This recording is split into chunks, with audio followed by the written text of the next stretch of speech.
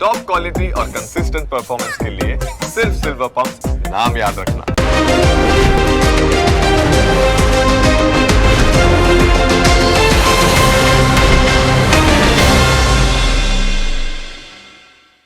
Presented by Tradebulls. अब trading सबके बस की बात है।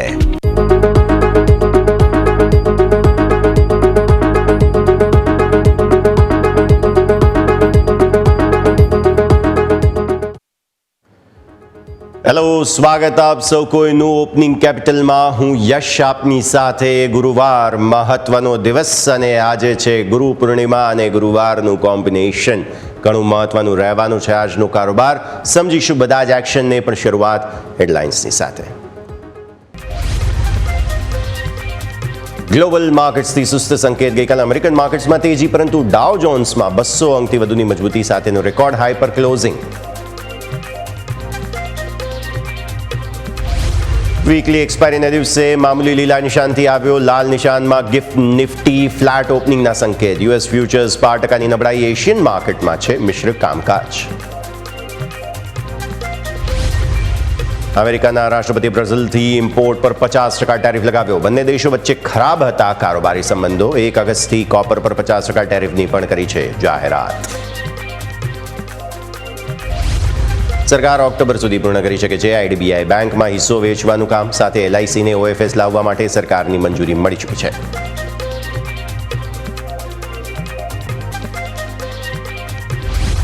એશિયન પેઇન્ટ્સે એક્ઝો નોબેલમાં પૂરી 4.4% હિસ્સેદારી 734 કરોડ રૂપિયામાં વેચી। 3650 રૂપિયા પર શેર પર સોદો થયો। આઈસીઆઈસીઆઈ પ્રૂ અને ઈસ્ટ સ્પ્રિંગ ઇન્વેસ્ટમેન્ટે હિસ્સો ખરીદ્યો।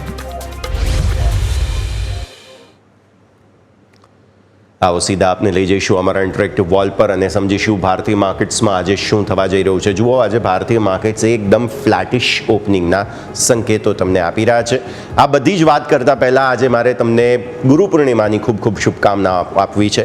દર્શક મિત્રો, તમે અમારા સાથે સતત જોડાયેલા રહો છો અને અમે પણ કંઈક નવું શીખતા રહીએ છીએ। તમે જ્યારે સવાલો પૂછો છો ત્યારે અમને પણ કોઈ નવો એંગલ મળે છે અને આ માટે જ ખૂબ ખૂબ શુભકામનાઓ।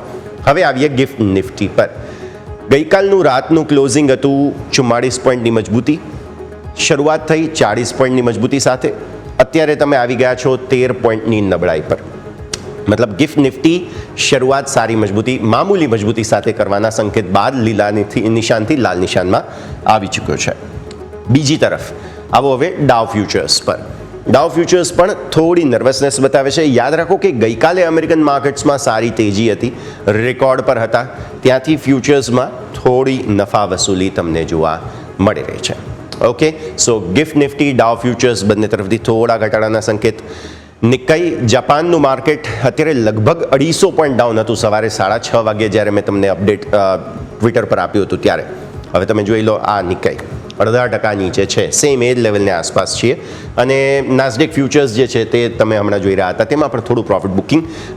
એનવીડિયા $4 ટ્રિલિયન માર્કેટ કેપ બનાવી છે એનવીડિયાએ। એ સમાચારોને બાદ નાસ્ડેકની અંદર સારી તેજી જરૂર હતી, પણ પછી થોડું પ્રોફિટ બુકિંગ અત્યારે ફ્યુચર્સમાં તમને નાસ્ડેકની અંદર પણ જોવા મળી રહ્યું છે। તો આ બધા જ અપડેટ એ કહે છે કે ઓવરઓલ ગ્લોબલ માર્કેટ્સ છે તેજીના મૂડમાં, પણ ફ્યુચર્સના સંકેતો અત્યારે થોડા ઘટાડાના ઇન્ડિકેશન્સ આપી રહ્યા છે। Setup clear? આવો નજર કરીશું હવે વિદેશી રોકાણકારો શું કરીને ગયા છે તેના પર। એફઆઈઆઈઝ ફરી એકવાર નાનું એવું ખરીદદારી કરીને ગયા। ગઈકાલે મેં એક્સ પર જ્યારે અપડેટ આપ્યું સાંજે 7:30 વાગ્યે લખ્યું હતું કે હવે ચણા મમરા જેવા કારોબાર કરી રહ્યા છે। પરિસ્થિતિ તમે જુઓ છો તે પ્રમાણે આ જૂના આંકડાઓ છે બાય ધ વે। સો આ મંગળવારના આંકડાઓ છે। આપણે બુધવારના જો આંકડાઓ જોઈશું તો તમને એ જોવા મળશે કે એમના દ્વારા એવું કોઈ ખાસ કારોબાર કરવામાં નથી આવ્યો। હું તમને મારા તરફથી લેટેસ્ટ ફિગર્સ જો આપી દઉં ગુરુવારના, તો તેમાં તમને જોવા મળશે બુધવારના મતલબ 77 કરોડ રૂપિયાની ખરીદદારી। હું અહીંયા જ લખી આપું તમને, 77 કરોડ રૂપિયાની ખરીદદારી કરી છે વિદેશી રોકાણકારોએ કેશ માર્કેટમાં। ઓકે, સો આ આંકડા ભૂલી જાઓ, આપણે આ સેટઅપની સાથે ચાલીશું। 77 કરોડ રૂપિયા। પછી આવો તમે ડીઆઈઆઈસ પર। 920 કરોડ રૂપિયા ડીઆઈઆઈઝે ખરીદી કરી છે। ઓકે, સો ચણા મમરા ચાલી રહ્યા છે અત્યારે ફિલહાલ શેર બજારમાં। પણ ગઈકાલે મેં એ પણ લખ્યું હતું કે ઇન્ડેક્સ ફ્યુચર્સ જે છે ને તે એ લોકો વરસાદમાં ગરમ ભજીયાની જેમ વેચી રહ્યા છે। નિફ્ટીના ફ્યુચર્સ તેમણે વેચ્યા છે ફરી એકવાર ગઈકાલે 1148 કરોડ રૂપિયાના. સામે બેંક નિફ્ટીના ફ્યુચર્સ તેમણે ખરીદ્યા છે ફરી એકવાર 166 કરોડ રૂપિયાના. મતલબ શું કે જો કંઈ પણ નવા જૂની થશે તો તે બેંક નિફ્ટીથી થશે. કંઈક થઈ રહ્યું છે. ફ્યુચર્સ તેમને ખરીદવામાં રસ પડ્યો છે. તમારી નજર ખાસ હોવી જોઈએ બેંક નિફ્ટી પર. પછી તમે આવો ફિન નિફ્ટી. ફિન નિફ્ટીમાં -1.65 કરોડનો મામૂલી આંકડો છે. પછી 1.95 કરોડ છે પણ ડઝન્ટ મેટર. +1.82 તમને જોવા મળશે, તે છે અહીંયાથી મિડ કેપ સિલેક્ટ, અને -8.95 કરોડ રૂપિયાની વેચવાલી તમને જોવા મળી રહી છે નેક્સ્ટ 50ની અંદર. આટલો ડેટા ક્લિયર થયા બાદ હવે આવો ઓપ્શન્સ પર. નેક્સ્ટ ઇમેજ લઈને આવો.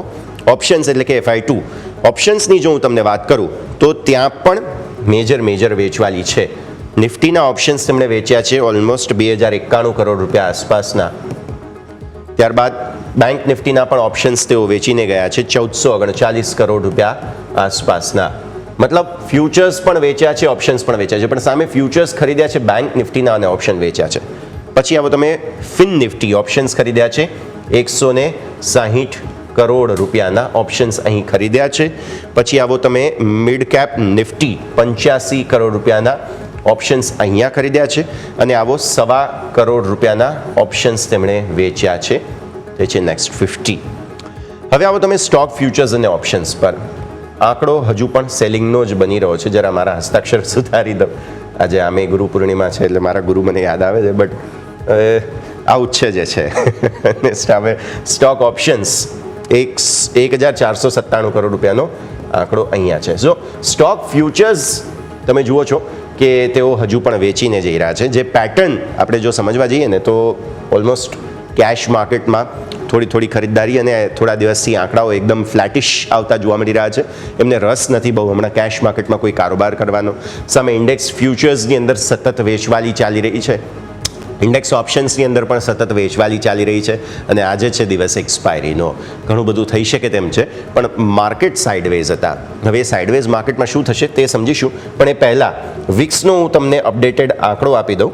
વિક્સ તમારો છે 11.94 પર, એટલે સતત ઘટાડો તમને મંગળવારની સામે બુધવારમાં જોવા મળ્યો છે. અને જોવાની વાત એ છે, હાઇલાઇટ ઓફ ધ સ્ટોરી એ છે કે 12 ને નીચેનો બંધ આપ્યો છે વિક્સે.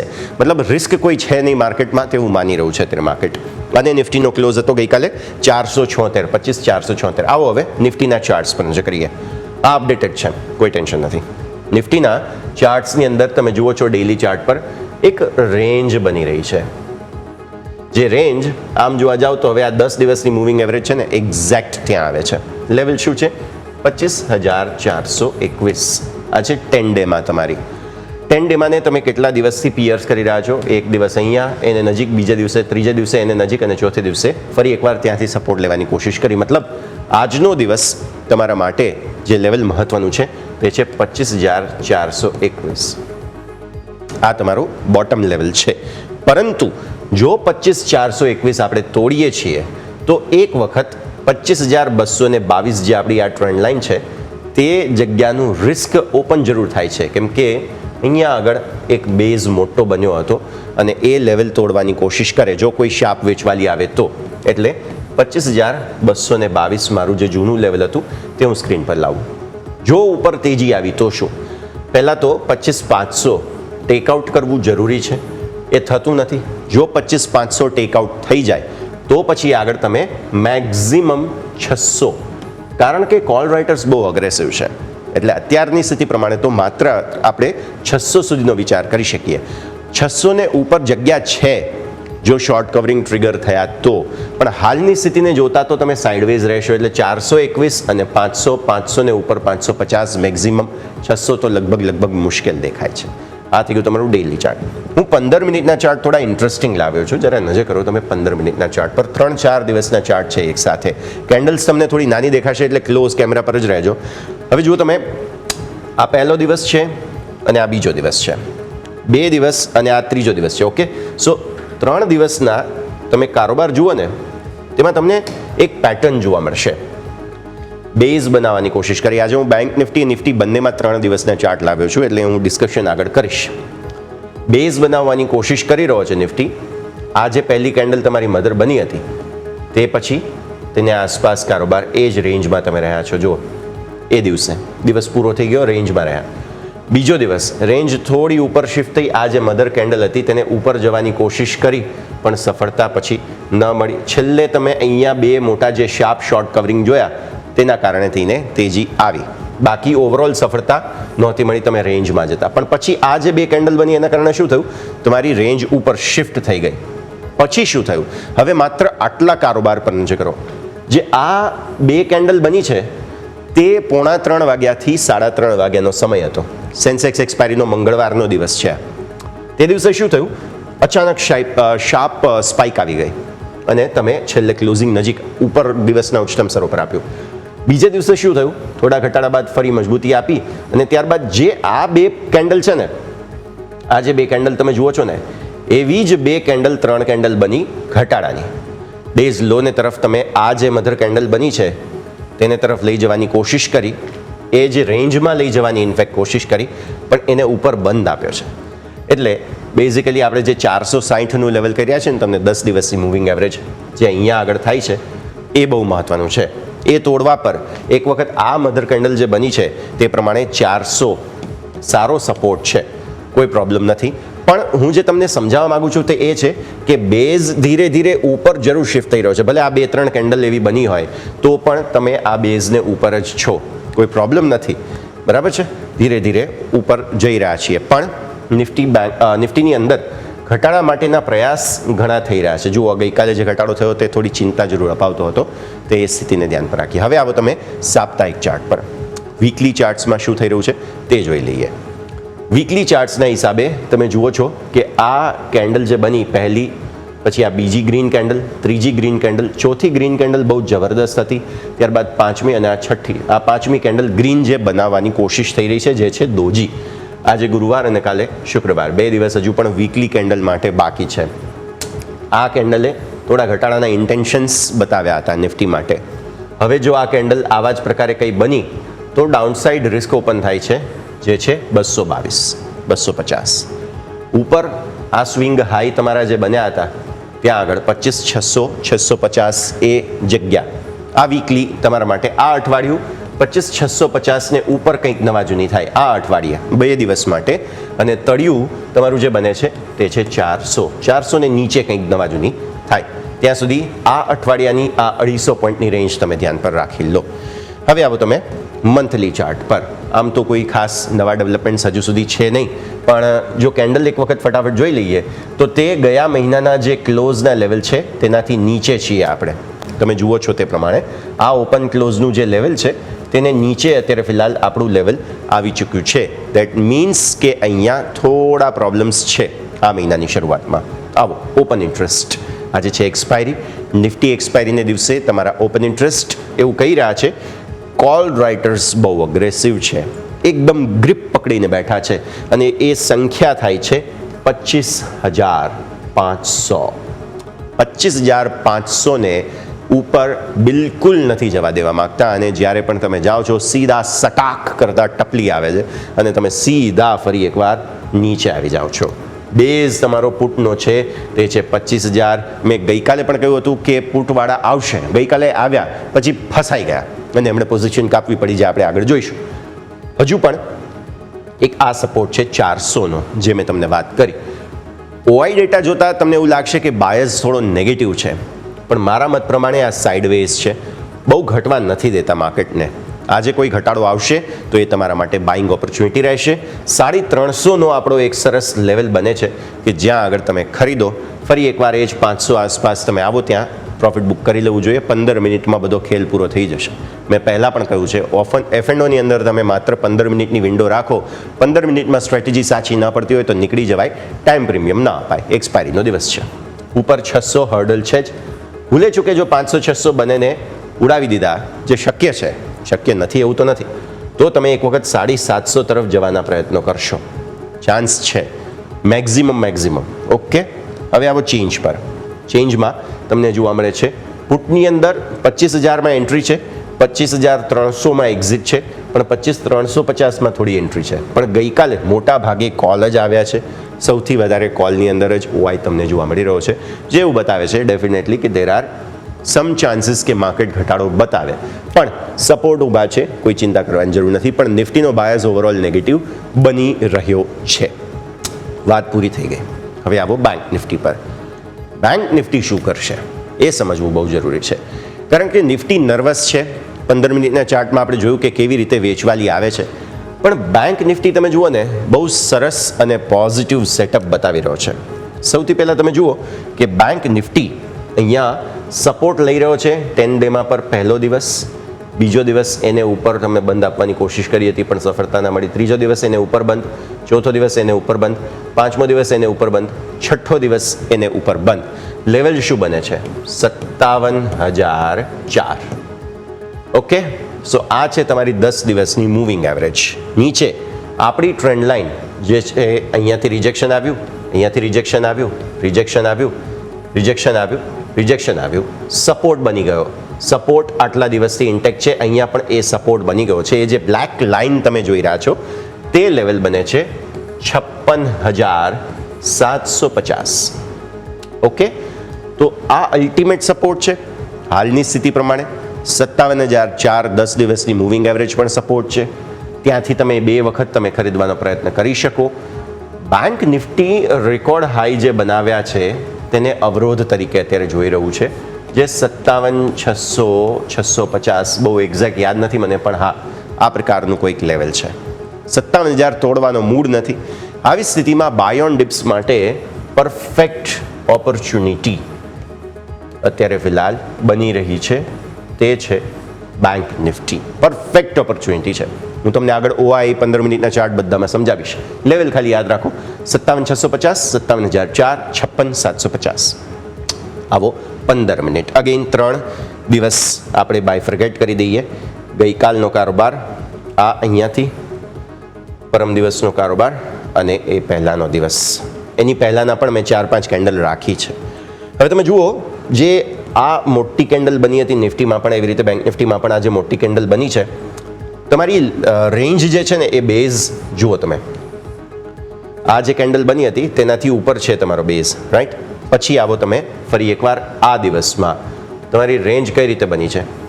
તમારો બેઝ શિફ્ટ થઈ ગયો. અહીંયા બેઝ આ હતો, અહીંયા બેઝ આ બની ગયો. પછીના દિવસે આવો ફરી એકવાર, તમારો બેઝ રેન્જ ભલે નાની થઈ ગઈ છે, પણ બેઝ તમારો શિફ્ટ ઉપર ઉપર ઉપર થતો જઈ રહ્યો છે, જે એવું બતાવે છે કે બેંક નિફ્ટી મૂળ તો ઉપર જવાનો ધરાવે છે. 1 2 3 દિવસમાં તમે જુઓ તો. હવે જરા કેન્ડલ જુઓ, બધી ગ્રીન કેન્ડલની સાઇઝ જુઓ. 1 વખત 2 વખત, અચ્છા નો ડાઉટ વેચવાલી આવી, પણ ખરીદદારી આવે જ છે. જુઓ ફરી એકવાર ફોલોઅપ. અહીંયા તમે જુઓ વેચવાલીના બહુ અટેમ્પ્ટ ન થયા પરમ દિવસે. ફરી એકવાર બાઇંગ. અહીંયા પણ જુઓ વેચવાલી આવી, તુરંત બાઇંગ આવી ગયું, તુરંત બાઇંગ આવી ગયું, અને છેલ્લે પણ ગ્રીન કેન્ડલ બનાવી દીધી. That means bank Nifty is clear cut buy on dips. ગઈકાલે આપણા એક્સપર્ટ આપણી સાથે જોડાયા હતા, એમણે ક્લિયર કટ કહ્યું છે કે જ્યાં સુધી બેંક નિફ્ટી નહીં ચાલે ત્યાં સુધી કંઈ પણ નહીં ચાલે.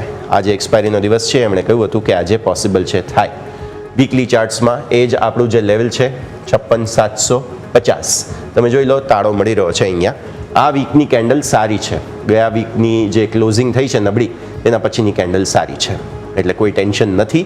56,750 અલ્ટિમેટ બેઝ છે આપણો. 57,000 તો તોડવું જ નથી તેવું બેંક નિફ્ટી કહી રહ્યો છે, અને આ અઠવાડિયાના હાઈઝને નજીકની તમારી વીકલી કેન્ડલ છે. That is good. હવે આવો તમે મંથલી ચાર્ટ પર. મંથલી ચાર્ટમાં આમ તો કોઈ કન્ક્લુઝન નથી બની રહ્યા, બટ યસ ફોલોઅપ કેન્ડલ અત્યારે થોડી લાલ નિશાનની જરૂર છે. જોઈશું હવે આગળ શું થાય છે, કેમ કે પાછલું સપ્તાહ લાલ હતું ને એટલા માટે કેન્ડલ લાલ છે. હવે જો આ સપ્તાહ લીલું થઈ જશે તો તમે ધીરે ધીરે ફરી એકવાર રેકોર્ડને આગળ જતા જોશો. બેંક નિફ્ટીને સરસ મૂડ, સરસ મોમેન્ટમ છે. ચેન્જ ઓઆઈ ચેન્જ બંને જ લઈને આવીએ સ્ક્રીન પર. ઓપન ઇન્ટરેસ્ટ એવું કહે છે 56,000 બહુ સ્ટ્રોંગ બેઝ છે. નેક્સ્ટ સ્લાઇડ ઓપન ઇન્ટરેસ્ટની લઈને આવીએ. 56,000 બહુ સ્ટ્રોંગ બેઝ છે, અને એ 56,000ના સ્ટ્રોંગ બેઝ બાદ તમારે જોવાનું છે કે આગળની પરિસ્થિતિ જુઓ. 56,000 સ્ટ્રોંગ બેઝ છે, જે આઉટ ઓફ ધ પિક્ચર છે અત્યારે, પણ બહુ સ્ટ્રોંગ બેઝ છે. 56,500 પર પણ પુટના રાઇટિંગ સારા છે. 57,000 પર કોલ છે, નો ડાઉટ કોલ છે, બટ પુટ તમે જોઈ લો અહીંયાથી બહુ જ સરસ જગ્યા પર ઊભા છે, કોઈ ટેન્શન નથી. અને ત્યારબાદ તમે જોઈ લો 57,500. 57,500 પર અગેન કોલ રાઇટર્સ છે અને 58,000 પર કોલ રાઇટર્સ છે. તમે આટલા દિવસથી 57,000 તોડી નથી રહ્યા. કોલ રાઇટર્સ ઊભા છે હજુ.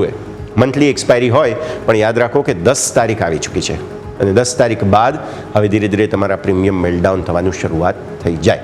એટલે હજુ તો આમને કોઈ રિસ્ક નથી, પણ જો ભૂલે ચૂકે તમે આ 300-350 ને ઉપર ટકી ગયા, સિન્સ તમે ઘટતા નથી, એટલે પ્રીમિયમ નો ડાઉટ વીક્સ લો છે તમારો, એટલે પ્રીમિયમ પણ ઓલરેડી ધીરે ધીરે ઘટવાની શરૂઆત થાય.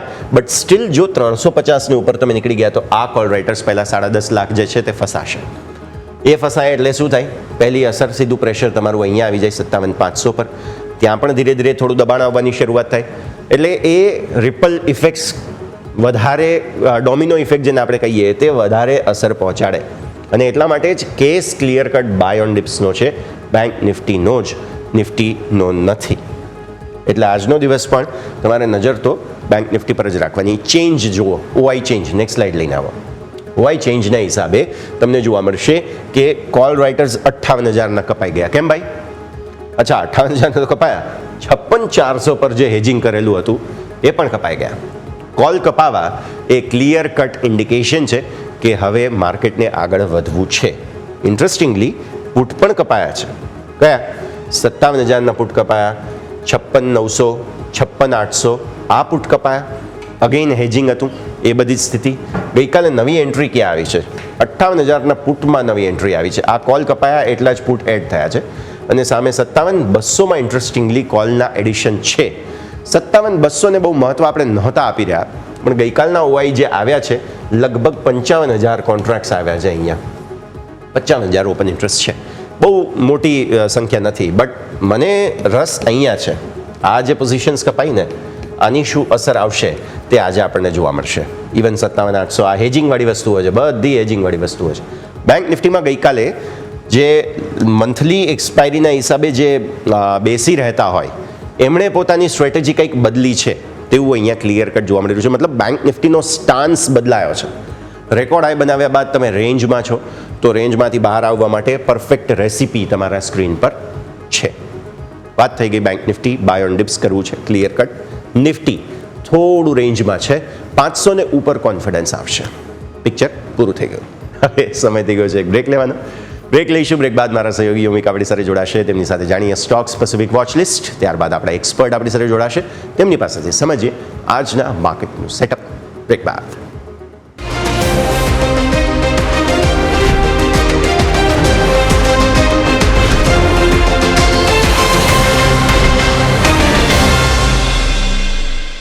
બ્રેક બાદ આપનું સ્વાગત છે. ભારતીય માર્કેટ્સ ગિફ્ટ નિફ્ટીના ઇન્ડિકેશન્સ 23 પોઈન્ટ આસપાસના ઘટાડાના બની રહ્યા છે. એટલે કે થોડી એવી ચિંતા અત્યારે કદાચ હેન્ડઓવરના હિસાબે મળી રહી છે.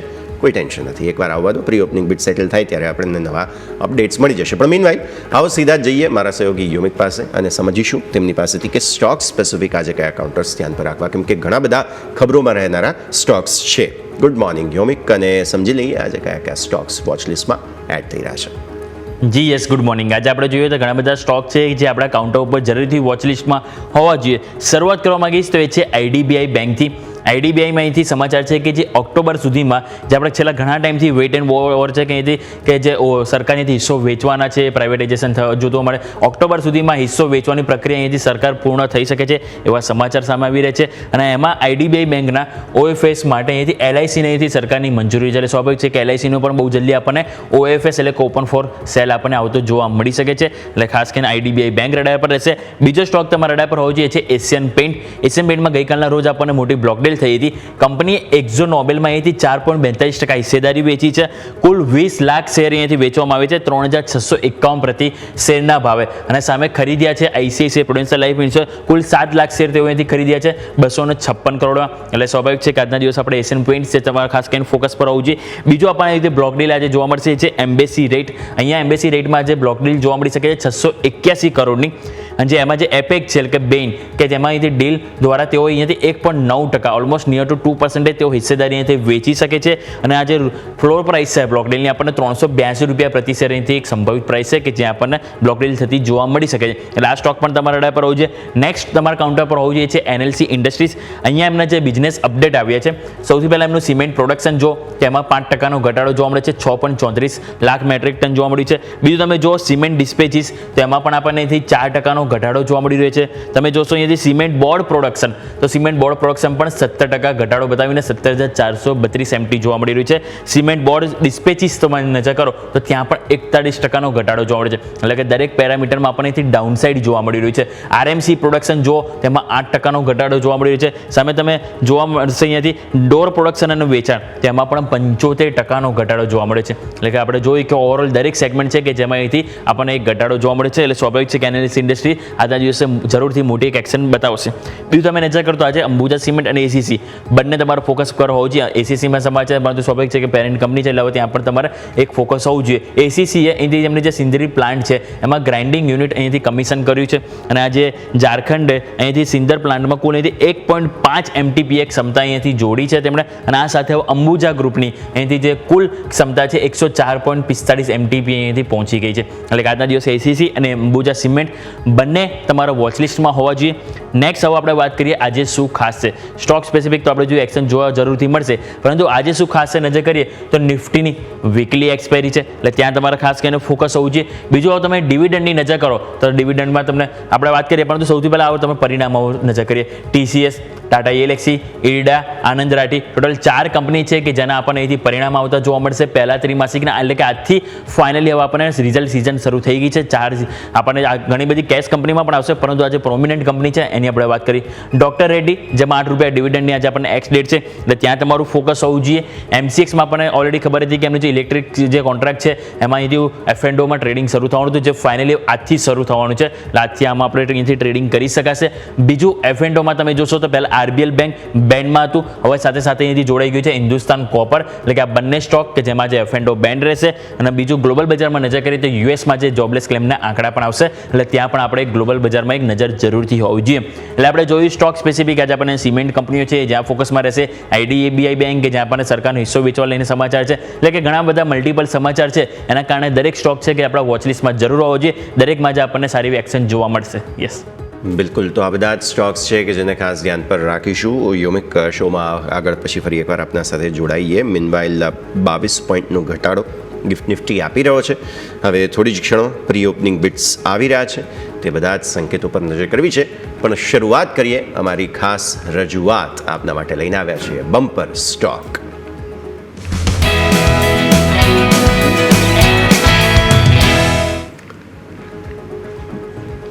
બમ્પર સ્ટોકમાં આજે હું લઈને આવ્યો છું આપના માટે, તે છે તેજસ નેટવર્ક્સ. બહુ પિટાઈ થઈ ગઈ છે આ સ્ટોકની 5 વર્ષમાં તમે જોવા જાઓ તો. અને weekly charts by the way તમે જોઈ રહ્યા છો, જેમાં એક બહુ મહત્વનો સપોર્ટ છે જેને હું અહીંયાથી સ્ટોપ લોસ તરીકે આગળ તમને જણાવું. પણ તમે ચાર્ટ જુઓ અને છેલ્લી જે 5-6 કેન્ડલ એકદમ એક્સ્ટ્રીમ તમે જે રાઈટ સાઈડ જોઈ રહ્યા છો ને તે જુઓ ખાસ, જેમાં તમને જોવા મળશે કે એક બેઝ બિલ્ડિંગ થઈ રહ્યું છે અને જે નીચેની બ્લેક લાઇન છે તેને સપોર્ટ લઈને તમે ટેકો આપી રહ્યા છો. હવે આવો ગ્રાફિક્સ પર જુઓ, 5 વર્ષમાં નફાનો કંપનીનો ગ્રોથ 31% કેગર છે. 10 વર્ષમાં વેચાણનો ગ્રોથ 34.8% કેગર છે. સાપ્તાહિક ચાર્ટ મેં જે તમને બતાવ્યા ફરી સ્ક્રીન પર લાવો તેમાં બેઝ બિલ્ડિંગ થઈ રહ્યું છે. અને 835 થી 783 વચ્ચે સાપ્તાહિક ચાર્ટ પર એક ગેપ તમને થોડું પાછળ તમે જોશો ને તો જોવા મળશે તમને. લાંબા સમયથી સ્ટોકની પિટાઈ થઈ જ રહી છે. હવે સુધારો આવવાની શક્યતા છે. ટેલિકોમ સેક્ટર પોઝિટિવ છે, પ્લસ આ વખતે સારા ત્રિમાસિક પરિણામો આવી શકે છે. લાવો ટાર્ગેટ સ્ટોપ લોસ. સૌથી પહેલો ટાર્ગેટ જે ગેપ હતો એ જ 837 તમારા માટે. ત્યારબાદ 1450 બીજો ટાર્ગેટ છે. જે નીચેની બ્લેક લાઇન તમે જોઈ તે 655નો સરસ સ્ટોપ લોસ છે.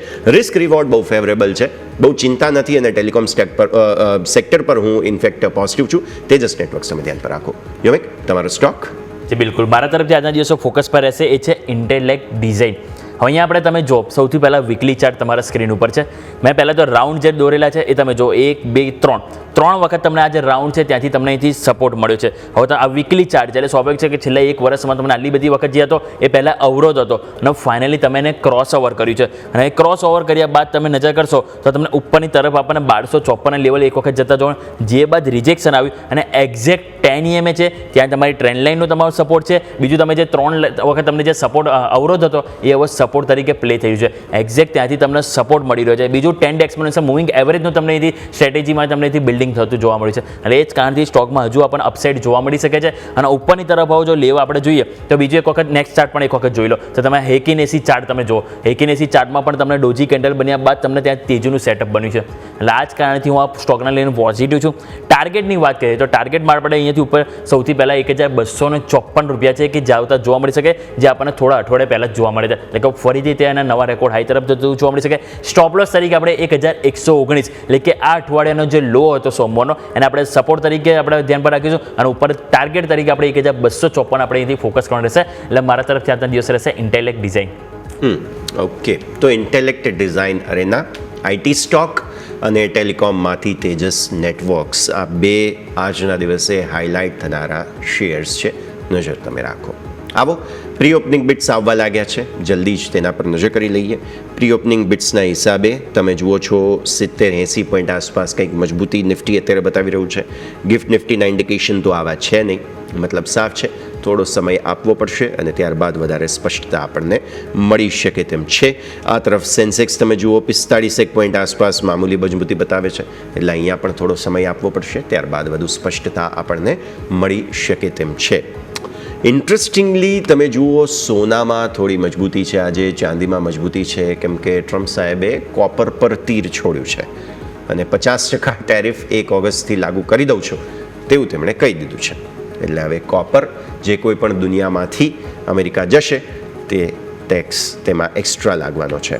રૂપિયો 6 પૈસાની મામૂલી મજબૂતી બતાવી રહ્યો છે. એટલે આ સ્થિતિ તમે ધ્યાન પર રાખો. ક્રૂડ ઓઇલની વાત કરીએ તો ક્રૂડ ઓઇલની અંદર પણ તમને જોવા મળશે થોડું એક્શન અત્યારે ભરપૂર રહેતું જોવા મળી રહ્યું છે. થોડી ક્ષણોમાં વધુ સ્પષ્ટતા થઈ જશે, નજર રાખવાની છે. પણ આવો આગળ વધીએ. સ્ટોક સ્પેસિફિક જે ડિસ્કસ કર્યા હમણાં તેમાંથી એક આઈડીબીઆઈ બેંક આજે ખાસ ફોકસમાં રાખો. ગ્રાફિક્સ લઈ આવીએ સ્ક્રીન પર. ઓક્ટોબર સુધીમાં સરકાર હિસ્સો વેચવાની પ્રક્રિયા પૂર્ણ કરી શકે છે અને OFS શબ્દ ફરી એકવાર આવી ગયો. ન માત્ર આઈડીબીઆઈ પરંતુ LIC પણ છે કે જે પણ આ સમગ્ર પિક્ચરમાં એન્ટર થયું છે.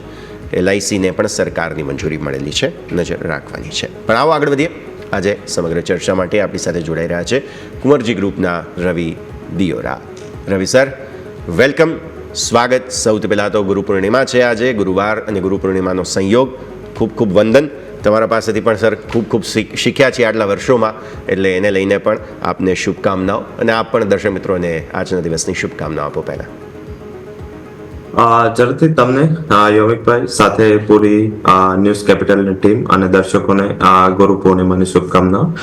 મારા પાસેથી કઈ તમે શીખા નથી, એ તો મીન્સ કે તમે આજે ગુરુ પૂર્ણિમાના દિવસે વાત કરે છે. આપણે ઘણા કલાકો કાઢ્યા છે, મીન્સ કે શો પછી ઘણા સાથે બેસીને પૂરા વર્લ્ડના ઘણા ડિસ્કશન કર્યા છે અને આ ડિસ્કશનથી જ નોલેજ નું શેરિંગ થાય છે. અને આ શેરિંગ મીન્સ કે તમે તો શું છે કે ન્યૂઝનું એક મોટું હાઉસ છો, અમને તો શું એના ઉપરથી થોડું લાભ મળતો રહે 1-8% અને એના ઉપર અમે એ નોલેજથી અમે આગળ વાત કરીએ. અધરવાઇઝ મીન્સ કે source of news and source of information તો આપ જ છો. તો આઈ થિંક ડેફિનેટલી એ નિમિત્તે તમને બંનેને આ ગુરુ પૂર્ણિમાની શુભકામનાઓ અને વંદન. ડેફિનેટલી માર્કેટ આજે ગુરુ પૂર્ણિમાના દિવસે અને ગુરુવારે મોટું મન રાખીને ચાલે કે બ્રેકઆઉટ આપે તો વધારે સારું.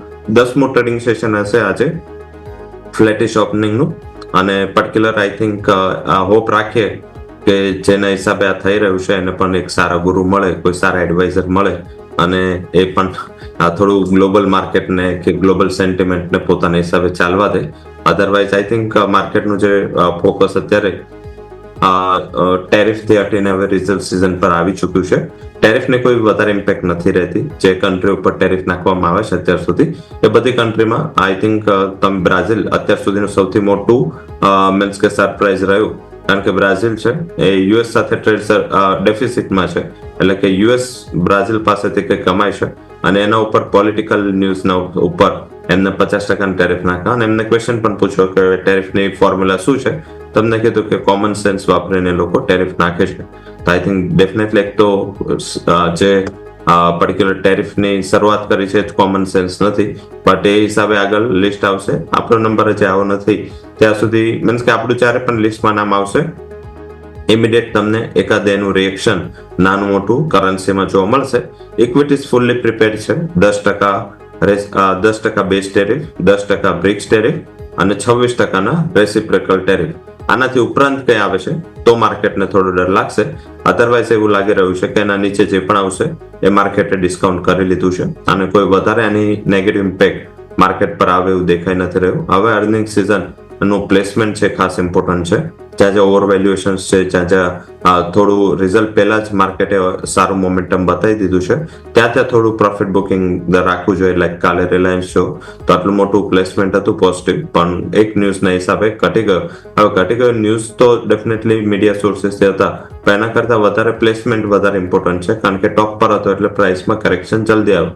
તો મારા હિસાબે આ બધા ફેક્ટર્સના હિસાબે તમને રિઝલ્ટ સિઝન ઇમ્પોર્ટન્ટ રહેશે. TCS થી શુભ શરૂઆત થાય એવી આશા રાખે. આજે 3 કંપનીઓ ટાટા એલેક્સાઈ, TCS અને ઇરેડા આ 3ના નંબર આવવાના છે. ઇરેડા તરફથી સારા નંબરની એક્સપેક્ટેશન છે. સામે ટાટા એલેક્સાઈ અને TCS આ બંનેના ટોટલ ફ્લેટ નંબર આવવાની એક્સપેક્ટેશન છે. TCS ની મેનેજમેન્ટ કમેન્ટ પર ફોકસ કરો, કારણ કે TCS ગાઈડન્સ આપતું નથી, પણ એની મેનેજમેન્ટની કમેન્ટ હોય છે થોડી ફેર હોય છે, થોડી નિયર અબાઉટ ટુ ફેક્ટ હોય છે. અને મીન્સ લાસ્ટ ટાઈમ એમને જે એમના કર્મચારીઓનો વેતનને વધારો હતો એ અટકાવી દીધો હતો. એના ઉપર શું એ ડિસિઝન લે છે, કારણ કે એમને કીધું હતું જ્યારે કે જે ક્વાર્ટર અમે રાહ જોઈશું, અનસર્ટનિટી છે, અને જેવું આ ક્વાર્ટર પૂરું થાય, કારણ કે ત્યારે બધાને એવું હતું કે એપ્રિલ ક્વાર્ટરમાં ટેરિફ લાગી જશે, પછી એ લોકો એના ઉપર વિચારશે. હાલાકી પછી US પ્રેસિડેન્ટે એમની ડેડલાઇનને દૂર કરી, એટલે હવે ફરીથી ત્યાં જ ઊભા છે જ્યાં ગયા ક્વાર્ટરમાં હતા.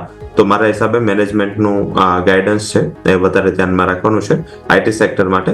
અધરવાઇઝ મીન્સ કે રિઝલ્ટ સિઝન મારા હિસાબે સારી જ આવી જોઈએ. ગયા ક્વાર્ટરમાં જે રીતે રિઝલ્ટ હતા એ રીતે જે ટોપ લાઇન છે ફ્લેટ રહેશે, પણ માર્જિન્સમાં ઇમ્પ્રુવમેન્ટની આશા રાખવી જોઈએ, કારણ કે કોમોડિટીઝના પ્રાઇસ કરેક્ટ થયા છે. ગ્લોબલ પિક્ચર પણ થોડું અત્યારે સારું રહ્યું છે, અને આપણે જે ડમ્પ ઘણું મોટું કરી દીધું છે, ઇન્ક્લુડિંગ ઇન્ડિયા, ચાઇના, આ બધા કન્ટ્રીએ પોતાના ઉપર ટેરિફ લાગે પહેલા યુએસમાં જે પ્રોડક્ટ છે ડમ્પ સારી કરી છે. તો આધારિત હજી પણ આ એક ક્વાર્ટર મને એવું દેખાઈ રહ્યું છે સારું રહેશે. આવતા ક્વાર્ટરથી થોડા ટર્મોઇલ ચાલુ થાય એવું દેખાઈ રહ્યું છે. કરંટ ક્વાર્ટર હજી પણ સ્ટેબલ રહેશે. જી બિલકુલ. તો આપણે વાત થઈ ઓવર ગ્લોબલ સેન્ટિમેન્ટ અને સાથે સાથે આપણા ઇન્ડિયાના સેન્ટિમેન્ટ, કે જ્યાં તમારે ખાસ કરીને ફોકસ કરીશું.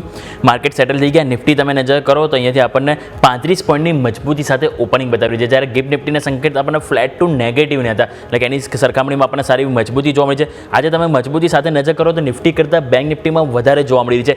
126 અંકના મજબૂતી સાથે 57,339ના હાઈ સાથે આપણને ઓપનિંગ થતું જોવા મળી છે, એટલે સ્વાભાવિક છે કે ત્યાં તમારું ફોકસ હોવું જોઈએ. બીજું તમે નજર કરો તો મિડ કેપ અને સ્મોલ કેપ, તો ત્યાં પણ તમને આજે મામૂલી ખરીદારી સાથે જોવા મળી છે. 5% નજીક બંનેમાં આપણને ખરીદારી જોવા મળી છે. તો રવિ સર, સૌથી પહેલાં તમારા સ્ટોક સ્પેસિફિક રિકમેન્ડેશન જાણી લઈએ કે આજના દિવસે કયા સ્ટોક છે કે જ્યાં તમે આજે ફોકસ કરી રહ્યા છો સર? પહેલો સ્ટોક PFC હશે. PFCમાં મોર્ગન સ્ટેનનો રિપોર્ટ પણ છે અને આમ પણ ઇરેડાના રિઝલ્ટ પણ છે. તો થોડું અહીંયા મને એવું દેખાઈ રહ્યું છે કે એના પહેલા પ્લેસમેન્ટ થોડું ફ્લેટિશ છે, નીચે છે, સ્ટોક ચાલી રહ્યા છે. તો અહીંયા એક સારી રિકવરીની આશા રાખવી જોઈએ. ગઈકાલનો ક્લોઝ હતો 418, આજે 2425 ઓપન થઈ રહ્યું છે. 421-422 આસપાસ ખરીદારીની સલાહ રહેશે. સ્ટોપ લોસ 414 નો રાખી શકાય, અને ઉપરની બાજુ જે ટાર્ગેટ છે એ 438 સુધીના PFC બતાવી શકે છે. જો તમે ડિલિવરી બેઝ હોલ્ડ કરી શકો છો, એક વર્ષમાં 521 નો ટાર્ગેટ રહેશે. કરીબન 100 રૂપીસની તેજી એક વર્ષમાં સ્ટોક આપી શકે છે. આમ જોઈએ તો 25% સુધીની તેજી થાય તો પહેલો stock intraday as well as positional base પર PFC પર ફોકસ કરવું જોઈએ. સેકન્ડ જે સ્ટોક છે આજના દિવસ માટે એ છે આવાસ ફિનાન્સરી. અહીંયા પણ પ્લેસમેન્ટ સ્ટ્રોંગ છે, અને આજે ઓપનિંગ પણ એક ફ્લેટ થવા જ જઈ રહ્યું છે, કોઈ બહુ મોટું પ્લેસમેન્ટ નથી. 1960 આસપાસ આવાસમાં ખરીદારી કરો. સ્ટોપ લોસ રાખી શકાય એ છે 1938 નું, અને ઉપરની બાજુ જે ટાર્ગેટ છે 2048 સુધી જોવા મળી શકે છે. તો સેકન્ડ આવાસ ફિનાન્સરીઝ આ સેકન્ડ આજનો રિકમેન્ડેશન રહેશે. અને જે ત્રીજું રિકમેન્ડેશન છે તીતાગર રેલ છે. અહીંયા જોઈએ તો જે મીન્સ કે મેનેજમેન્ટને જે પ્રાઇસ પર શેરનું અલોટમેન્ટ કર્યું છે એ કરંટ માર્કેટ પ્રાઇસ આસપાસ જ છે. તો આઈ થિંક ઓલવેઝ સારું કે પ્રેફરન્શિયલ ઇશ્યુ જો કરંટ માર્કેટ પ્રાઇસે થાય, કોન્ફિડન્સ બતાવે માર્કેટને, તો અહીંયા થોડું ઘટાડે 938 આસપાસ ખરીદારીની સલાહ રહેશે. સ્ટોપ લોસ 925 અને 978 સુધીનું ટાર્ગેટ અહીંયા જોવા મળી શકે છે. તો આજના દિવસ માટે 3 રેકમેન્ડેશન છે જ્યાં ખરીદી કરીને વેપાર કરવો જોઈએ. ઓકે, સો આ 3 રેકમેન્ડેશન્સ ધ્યાન પર રાખો. તીતાગઢ રેલ ફરી એક વખત હવે હાઇલાઇટ થઈ રહ્યો છે, તેના પર ફોકસ કરો. પીએફસી, આરઈસી આમ તો બંને આજે ફોકસમાં છે જ. મલ્ટિપલ રિપોર્ટ્સ આવ્યા છે, તે બધાની પણ આગળ આપણે ડિસ્કશન કરીશું. સો એ પણ રેકમેન્ડેશન છે, બધા પર અત્યારે નજર રાખવાની છે. આગળ વધીએ. Asian Paints sir cash in કરી રહ્યું છે. એક્ઝો નોબેલમાં હિસ્સો સંપૂર્ણ વેચી દીધો. 750 સમથિંગ કરોડ રૂપિયા આસપાસ ઊભા કરી લીધા છે તેમણે. હિસ્સો વેચવાથી પરિસ્થિતિ એશિયન પેઇન્ટ્સની તો કંઈ એવો બહુ મોટું પરિવર્તન નથી. એક્ઝો નોબેલને પણ ડિસ્કસ સાથે સાથે આપણે કરી લેવું જોઈએ. રવિ સર. જરૂરથી એશિયન પેન્ટ જેવું પ્રમોટર હોવું એક્ઝો નોબેલ માટે સારું હતું. એશિયન પેન્ટનો એટલો મોટો ફરક નથી પડતો. એશિયન પેન્ટ તો હમણાં સારા એવા સ્ટ્રક્ચરમાં છે. જ્યારે રિલાયન્સે પોતાનો સ્ટેક સેલ કમ્પ્લીટ કર્યો એશિયન પેન્ટમાં, એનું મોટું ઓવરહેંગ હતું. અને આ ઉપરાંત ઘણા બધા ફંડ હાઉસીસે એને અપગ્રેડ કર્યો હતો, કારણ કે આગળ મીન્સ કે કોમ્પિટિશનના હિસાબે મીન્સ સેક્ટરમાં જે JSW ગ્રુપની એન્ટ્રી, બિરલા ગ્રુપની એન્ટ્રીના હિસાબે ઘણા બધા એના ડાઉનગ્રેડ્સ હતા. પરંતુ એને અર્નિંગની જે સ્ટેબિલિટી બતાવી એનાથી થોડું માર્કેટનો કોન્ફિડન્સ વધ્યો. એટલે અહીંયા થોડું મને એવું દેખાઈ રહ્યું છે કે જે પોઝિટિવ હતું એ પ્રાઇસિંગ થઈ ચૂક્યું છે. થોડું ઘટાડાની રાહ જો નવી ખરીદી કરવી હોય તો 2440-50 આસપાસનું લેવલ અહીંયા એન્ટ્રી માટે બેટર ગણાય. કરંટ માર્કેટ પ્રાઇસે અહીંયા ઘણા બધા ફંડામેન્ટલ્સ અને પોઝિટિવિટી છે એ ડિસ્કાઉન્ટ થઈ ચૂકી છે. એક્ઝો નોબેલ ગઈકાલે સ્ટેક વેચાયો હતો. I think means strong hand પાસે ગયો છે, એવું પણ નથી કે કઈ ખાસ વીક હેન્ડ પાસે ગયો છે. બટ ઓલ ઓવર મારા હિસાબે ધ્યાન રાખવું હોય તો એશિયન પેન્ટ પર વધારે ફોકસ કરો, કારણ કે એક્ઝો નોબેલ આમ જોઈએ તો લો વોલ્યુમ સ્ટોક છે અને ત્યાં વોલ્ટાલિટી ઇન્ટ્રાડે ખાસ મોટી જોવા મળતી હોય છે. તો આધારિત એશિયન પેન્ટ સ્ટીલ વધારે બેટર છે. Akzo Nobel I think Asian Paint stake sell કર્યો છે, એનો ઓવરહેંગ હતો એ દૂર થવાના હિસાબે થોડી ઉછાળો મળશે. 3640 આસપાસ કાલનું ક્લોઝિંગ હતું. મારું માનવું છે એકવાર 3880 સુધીના ટાર્ગેટ જોવા મળે, બટ એ વેચવાલી માટે સારો ટાઈમ હોઈ શકે છે. જી બિલકુલ. તો ઓવરઓલ આપણે વાત છે એશિયન પેઇન્ટ, સાથે સાથે આપણે અહીંયાથી એક્ઝો નોબેલ જ્યાં ફોકસ કરીશું. જોઈએ તો આપણે માર્કેટ ઓપનિંગના માત્ર ગણતરીની મિનિટ બાકી છે, પરંતુ સર એની પહેલાં એક ઇન્ડેક્સ સ્પેસિફિક તમારો રિવ્યૂ લઈ લઈએ, કારણ કે આજે એક્સપાયરી છે, સ્વાભાવિક છે. અને આપણે જોઈએ તો 25,500 પર નો ડાઉટ આપણને ઓપનિંગ જરૂરથી જોવા મળી છે, પરંતુ આપણે એ પણ ના ભૂલવું જોઈએ કે 25,500 પર આપણને કોલ એડ્રેસ પણ ગઈકાલે આપણને બહાર આવતો જોવા મળે છે. તો સર કયા લેવલ તમે ઇન્ડેક્સ સ્પેસિફિક ફોકસ કરી રહ્યા છો સર? ગયા સેમ ગુરુવારે 25,500 ની જ મગજમારી હતી અને ત્યાં જ આ જ ઇશ્યુ હતું કોલ રાઇટરનું. અને એના જ હિસાબે સવારે પહેલા એક સારું બ્રેકઆઉટ આપ્યું નિફ્ટી બેંક નિફ્ટી બંને, અને પછી લાસ્ટમાં થોડું પ્રોફિટ બુકિંગ આવી થયું.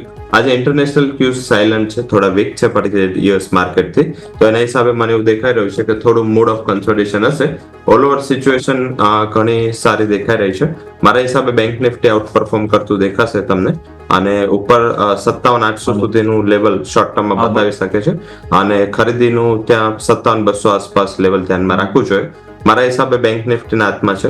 આમ જોઈએ તો મીન્સ કે આઈટી અને રિલાયન્સના હિસાબે અને મેટલ કંપનીઓના હિસાબે બીજું બધું થોડું સેક્ટરમાં તમને એક રેન્જ બાઉન્ડ મોમેન્ટમ જ જોવા મળશે.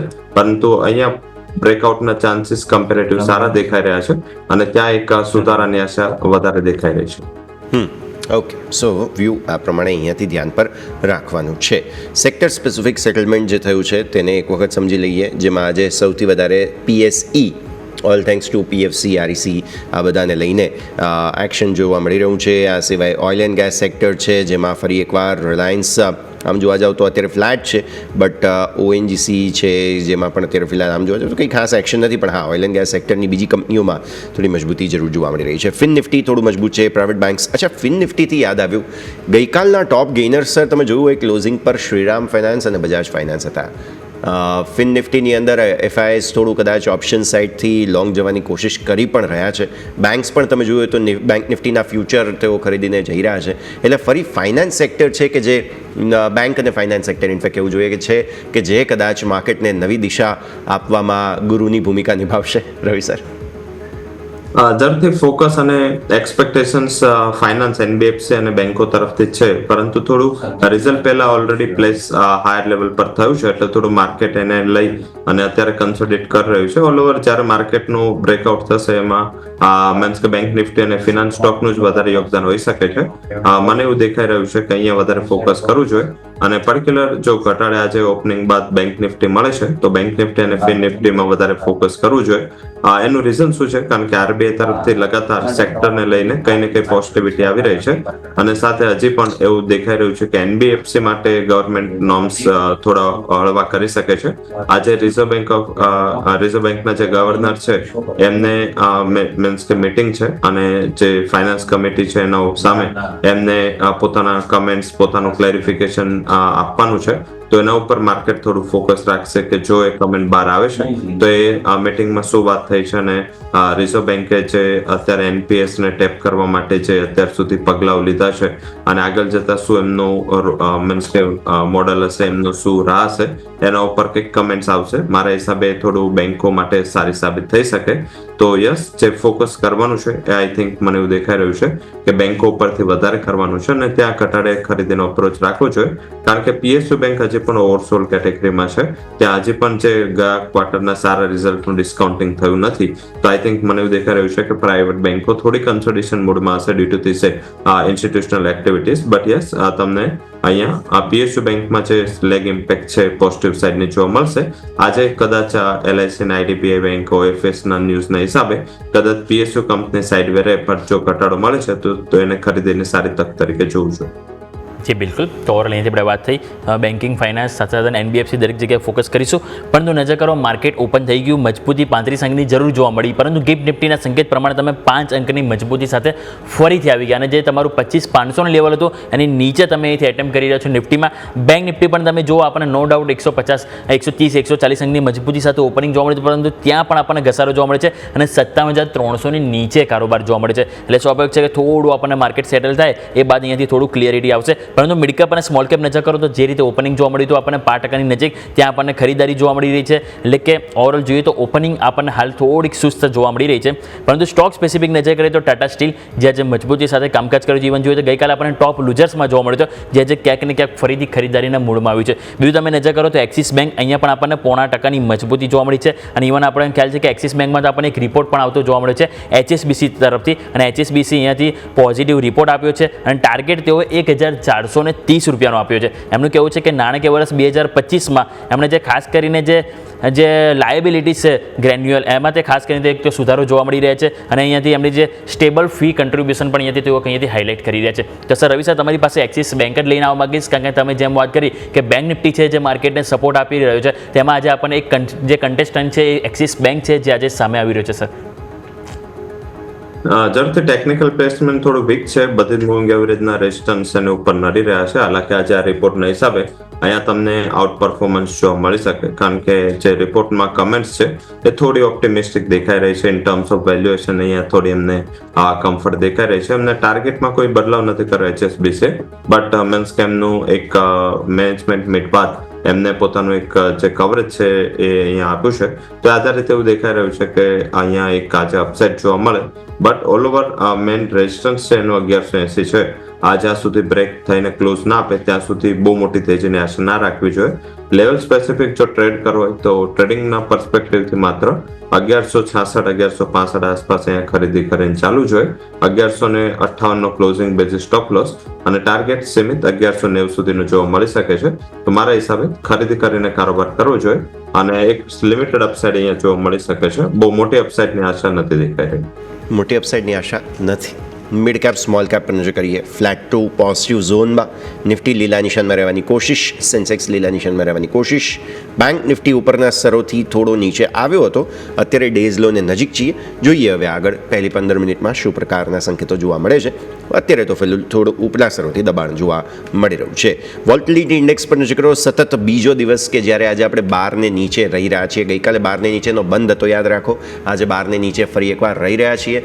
સરસ રેસિપી છે વોલ્ટિલિટી ઇન્ડેક્સ રેકોર્ડ હાઈ તરફ જવા માટેનું. આ પહેલું ઇન્ડિકેશન કદાચ તમને અહીંયાથી મળી રહ્યું છે. આ પરિસ્થિતિ ખાસ ધ્યાન પર રાખવી જરૂરી બની રહી છે.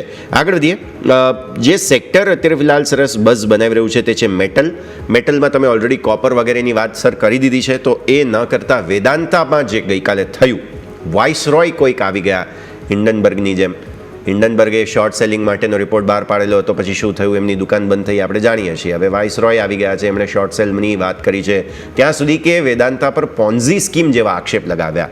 ગઈકાલે 420 થી 440 હતા, આજે પણ દિવસની શરૂઆત 440 ઉપર જ વેદાંતા કરી રહ્યો છે.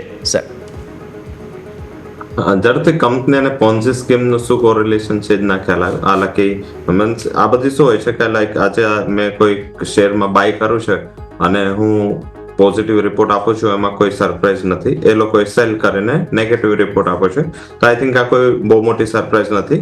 મને એવું દેખાઈ રહ્યું છે કે હિડનબર્ગ જે બંધ થયું હવે એક નવા રૂપમાં વાઇસરોય આવ્યું. હવે વાઇસરોયનું કાલે હું જોતો હતો કે જ્યારે ત્યારે મીન્સ આપણું એમને વેદાંત ઉપર રિપોર્ટ આપો તો એ પહેલા એના જે ટોટલ ફોલોઅર્સ છે ટ્વિટર પર, એક્સ પર, એ 21,000 આસપાસ હતા. જેવો રિપોર્ટ આપો તો ઇન્ક્લુડિંગ આપણે પણ કરવું પડ્યું કે કાલે બીજી કંપની કોઈ લઈને ના આવી જાય રિપોર્ટ, તો હવે એમના ફોલોઅર 50,000 પાસે પહોંચી ગયા. એની એક ટ્વીટને જે લાઇકિંગનું એવરેજ છે એ 8ની એવરેજ હતી. કાલે વેદાંત ગ્રુપનો જે રિપોર્ટ આવ્યો એ બાદ એમની જે લાઇક મળે અત્યાર સુધીની એની હિસ્ટ્રીના એક્સના લાઇક છે એ ટોટલ કમ્બાઈન કરો અને ગઈકાલના લાઇકને કમ્બાઈન કરો તો એ સેમ છે. અત્યાર સુધી જેટલા વ્યૂ એના પ્રીવિયસ જેટલી પણ ટ્વીટને થયા એનાથી વધારે વેદાંતના વ્યૂ થયા.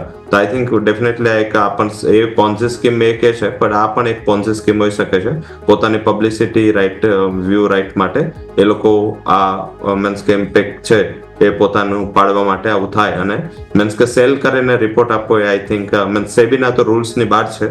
હિડનબર્ગમાં પણ એમને નોટિસ આપી હતી આ જ રીતે, કારણ કે આજે સેબીનો શું રૂલ છે કે જ્યારે ત્યારે કોઈ ફંડ હાઉસીસ કે કોઈ રિસર્ચ હાઉસ કોઈ પણ સ્ટોક લે છે કે વેચે છે એને એના પહેલા કવરેજ જાહેર કરવું જોઈએ અને પછી એમને અહીંયા ખરીદી કે વેચાણ કરવું જોઈએ. આ લોકોએ પહેલા ખરીદીને વેચાણ કરી દીધું છે અને પછી એ લોકો રિપોર્ટ લઈને આવે છે. તો સિમિલર અહીંયા પણ કેસ થશે, અહીંયા પણ નોટિસ જશે. તો મારા હિસાબે આ થોડું મીન્સ નેગેટિવ હોઈ શકે છે. મીન્સ આવી રીતે કોઈને કોઈ મીન્સ કે રિપોર્ટ લાવી અને થોડું સ્ટ્રક્ચર ફેરવતા હોય છે. હાલાકી આ કંપની પણ એવું છે કે જ્યારે ત્યારે હિડનબર્ગ એકવાર ઇન્ડિકેટ કર્યું હતું કે અમે બીજી ભારતીય કંપની ઉપર રિપોર્ટ આપવાના છે, ત્યારે વેદાંતા ત્યારે શાર્પલી કરેક્ટ થયો હતો. એટલે વેદાંતા ઇસ્યુમાં ત્યાંથી આવ્યો જ્યારે એને યુએસની એક મેટલ કંપની પર્સનલ ખરીદવા માટે, એટલે કે વેદાંતા રિસોર્સિસ એ કંપની ખરીદવાની હતી અને એને વેદાંતામાંથી ફંડ યુઝ કર્યું. ત્યારથી આ કંપની ઉપર ઓલવેઝ કોર્પોરેટ એથિક્સને લઈને ક્વેશ્ચન માર્ક છે. સેકન્ડ પછી એ કન્ફર્મ થયું જ્યારે વેદાંતાનું ડીલિસ્ટિંગ માટે ઓફર આવી અને એમના પ્રમોટરે ટીવીમાં આવીને કીધું હતું કે 87 રૂપીસ એ બહુ સારો પ્રાઇસ છે, મને બહુ ખાસ આઉટલુક નથી લાગતું. અને પછી સ્ટોક છે આટલા ડિવિડન્ડ આપવા છતાં 526 ગયો. એટલે મીન્સ કે લોકોનો ટ્રસ્ટ ઓછો હતો એટલે વેદાંતા નીચે ગયો. હવે કોઈ પણ કંપની ઉપર બીજું કવરેજ આવશે, કોઈ પણ ઇમ્પેક્ટ નહીં આવે, કારણ કે આ ફર્સ્ટ ટાઈમ હતું, કોઈ નાતું સાંભળ્યું. કાલે ઓલરેડી કોપરને લઈને ન્યૂઝ નેગેટિવ હતા, તો આધારિત બધું એવું દેખાઈ રહ્યું છે કે આ ફેક્ટર હોઈ શકે છે જેના હિસાબે વેદાંત નીચે હતું. બટ અહીંયા કોશિયસ રહેવું જોઈએ. આઈ થિંક આમ પણ સેક્ટરને થોડું કોશિયસ આપણે પહેલેથી વાત કરી રહ્યા હતા કે આ થોડો પ્રાઇસ ઉપર છે, રિઝલ્ટ સિઝન ચાલુ થઈ છે, એકવાર રિઝલ્ટ જોઈ લો ત્યારબાદ જ અહીંયા નવી ખરીદી કરો. અધરવાઇઝ મેટલમાં જો ઘટાડે ખરીદી કરવી હોય તો હિન્દાલ્કો અને JSW સ્ટીલ આ બે ઉપર વધારે ફોકસ કરવું જોઈએ. જી બિલકુલ. તો ઓવરઓલ અહીંથી આપણે હિન્ડાલ્કો અને JSW સ્ટીલ કે જ્યાં ફોકસ કરવાનું રહેશે મેટલમાં. હવે આવો નજર કરીએ બીજું થીમ તો સર હોમ ફર્સ્ટ ફાઇનાન્સ નજર કરો, એટલે કે ઓવરઓલ હાઉસિંગ ફાઇનાન્સ કંપની કે જે આજે સારી એવી તેજી બતાવી રહી છે. બર્નસ્ટેઇન તરફથી ઓવરઓલ હાઉસિંગ ફાઇનાન્સ કંપની ઉપર આજે રિપોર્ટ બહાર આપવામાં આવ્યો હતો. એમાં out perform rating home first ઉપર આપ્યા છે, 1,650ના ટાર્ગેટ આપ્યા છે. આપટુસ ઉપર તમે નજર કરો તો 400 રૂપિયાના ટાર્ગેટ ત્યાં તેઓ આપ્યા છે આઉટ પરફોર્મ રેટિંગ. બીજા આઉટ પરફોર્મ રેટિંગ તેઓ આધાર હાઉસિંગ ફાઇનાન્સ ઉપર પણ આપે છે અને ત્યાં પણ તેઓ 550 રૂપિયાના ટાર્ગેટ આપી રહ્યા છે. એટલે કે ઓવરઓલ તેઓ હાઉસિંગ ફાઇનાન્સ સેક્ટરને લઈને ઘણા પોઝિટિવ છે અને એ જ કારણથી આપણે નજર કરીએ તો આપણને સારી એવી તેજી જોવા મળી છે. આવાસ ફાઇનાન્સને નજર કરી નો ડાઉટ આપણને ઉપરના સ્તરથી થોડુંક દબાણ આવ્યું, પરંતુ આપણે આપતસ વેલ્યુ કે જ્યાં આપણને 1.5% ખરીદારી છે, સૌથી વધારે મજબૂતી આપણને આ રિપોર્ટ બાદ હોમ ફર્સ્ટ ફાઇનાન્સમાં 4.5% સર જોવા મળી રહી છે. હોમ ફર્સ્ટમાં કારણ કે જે ટાર્ગેટ છે એનું આર્બિટ્રેશન ઘણું સારું હતું અને ઓલ ઓવર પ્લેસમેન્ટ પણ ઘણું સ્ટ્રોંગ હતું. ગઈકાલે ડોજો બનાવી હતી અને ગઈકાલની જે લો છે એને 21 દિવસની મૂવિંગ એવરેજ જ હતી. તો જેટલા 3 રિપોર્ટ આવે ટેકનિકલી સૌથી બેસ્ટ સ્ટ્રક્ચરમાં હોમ ફર્સ્ટ હતું અને એની હિસાબે અહીંયા થોડી ખરીદારી સારી દેખાય છે. ઓલ ઓવર સ્ટ્રક્ચર અહીંયા જ સાઉન્ડ છે. જો અહીંયા ઘટાડો મળી જાય છે 1420 આસપાસ, 1418 આસપાસ, તો ખરીદી કરવું જોઈએ. 1385 આજનો લો છે, આસપાસ સ્ટોપ લોસ રાખો.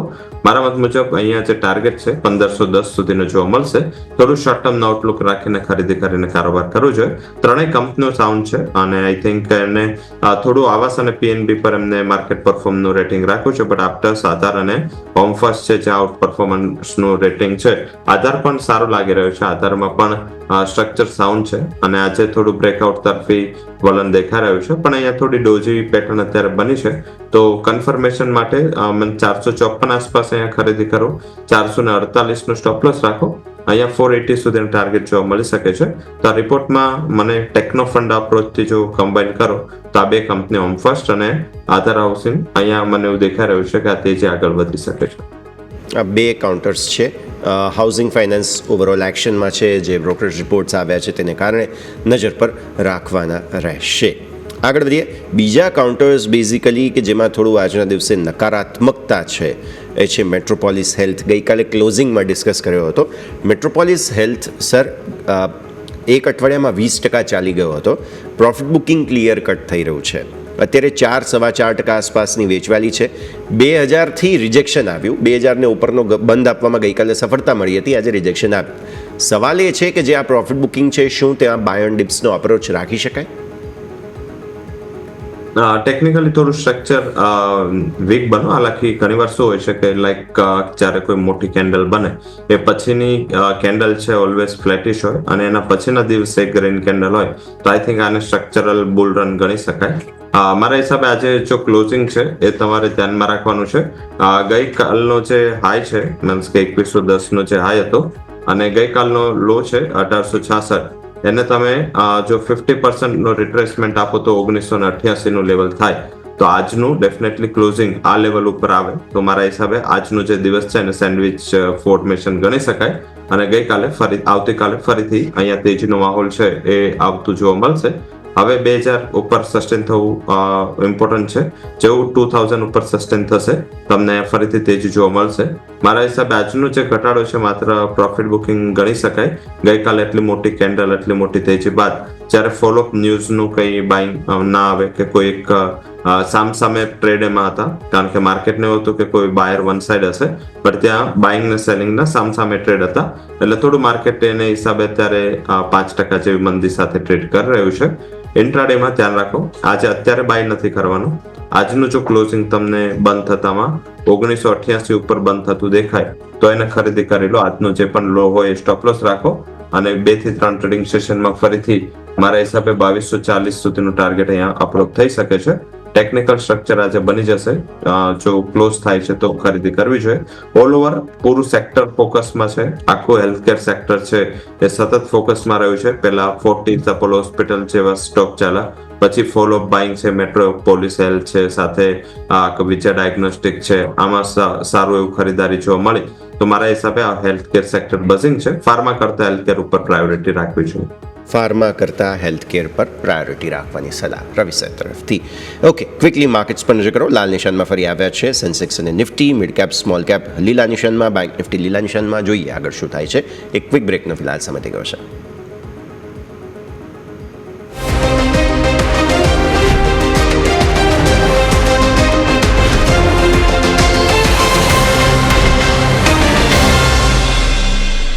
બ્રેક બાદ આપનું સ્વાગત છે. ભારતીય માર્કેટ્સ પર નજર કરીએ. અત્યારે ફિલહાલ એકદમ લાલ લીલા નિશાનને વચ્ચે ફાઇટ ચાલી રહી છે. કોઈ ક્લેરિટી નથી. બેઝિકલી કહેવાનો મતલબ એ થાય છે કે કોઈ સ્પષ્ટતા હજુ સુધી કદાચ માર્કેટને મળી નથી કે એમને કરવું શું છે અને એ જ બધું ચાલી રહ્યું છે.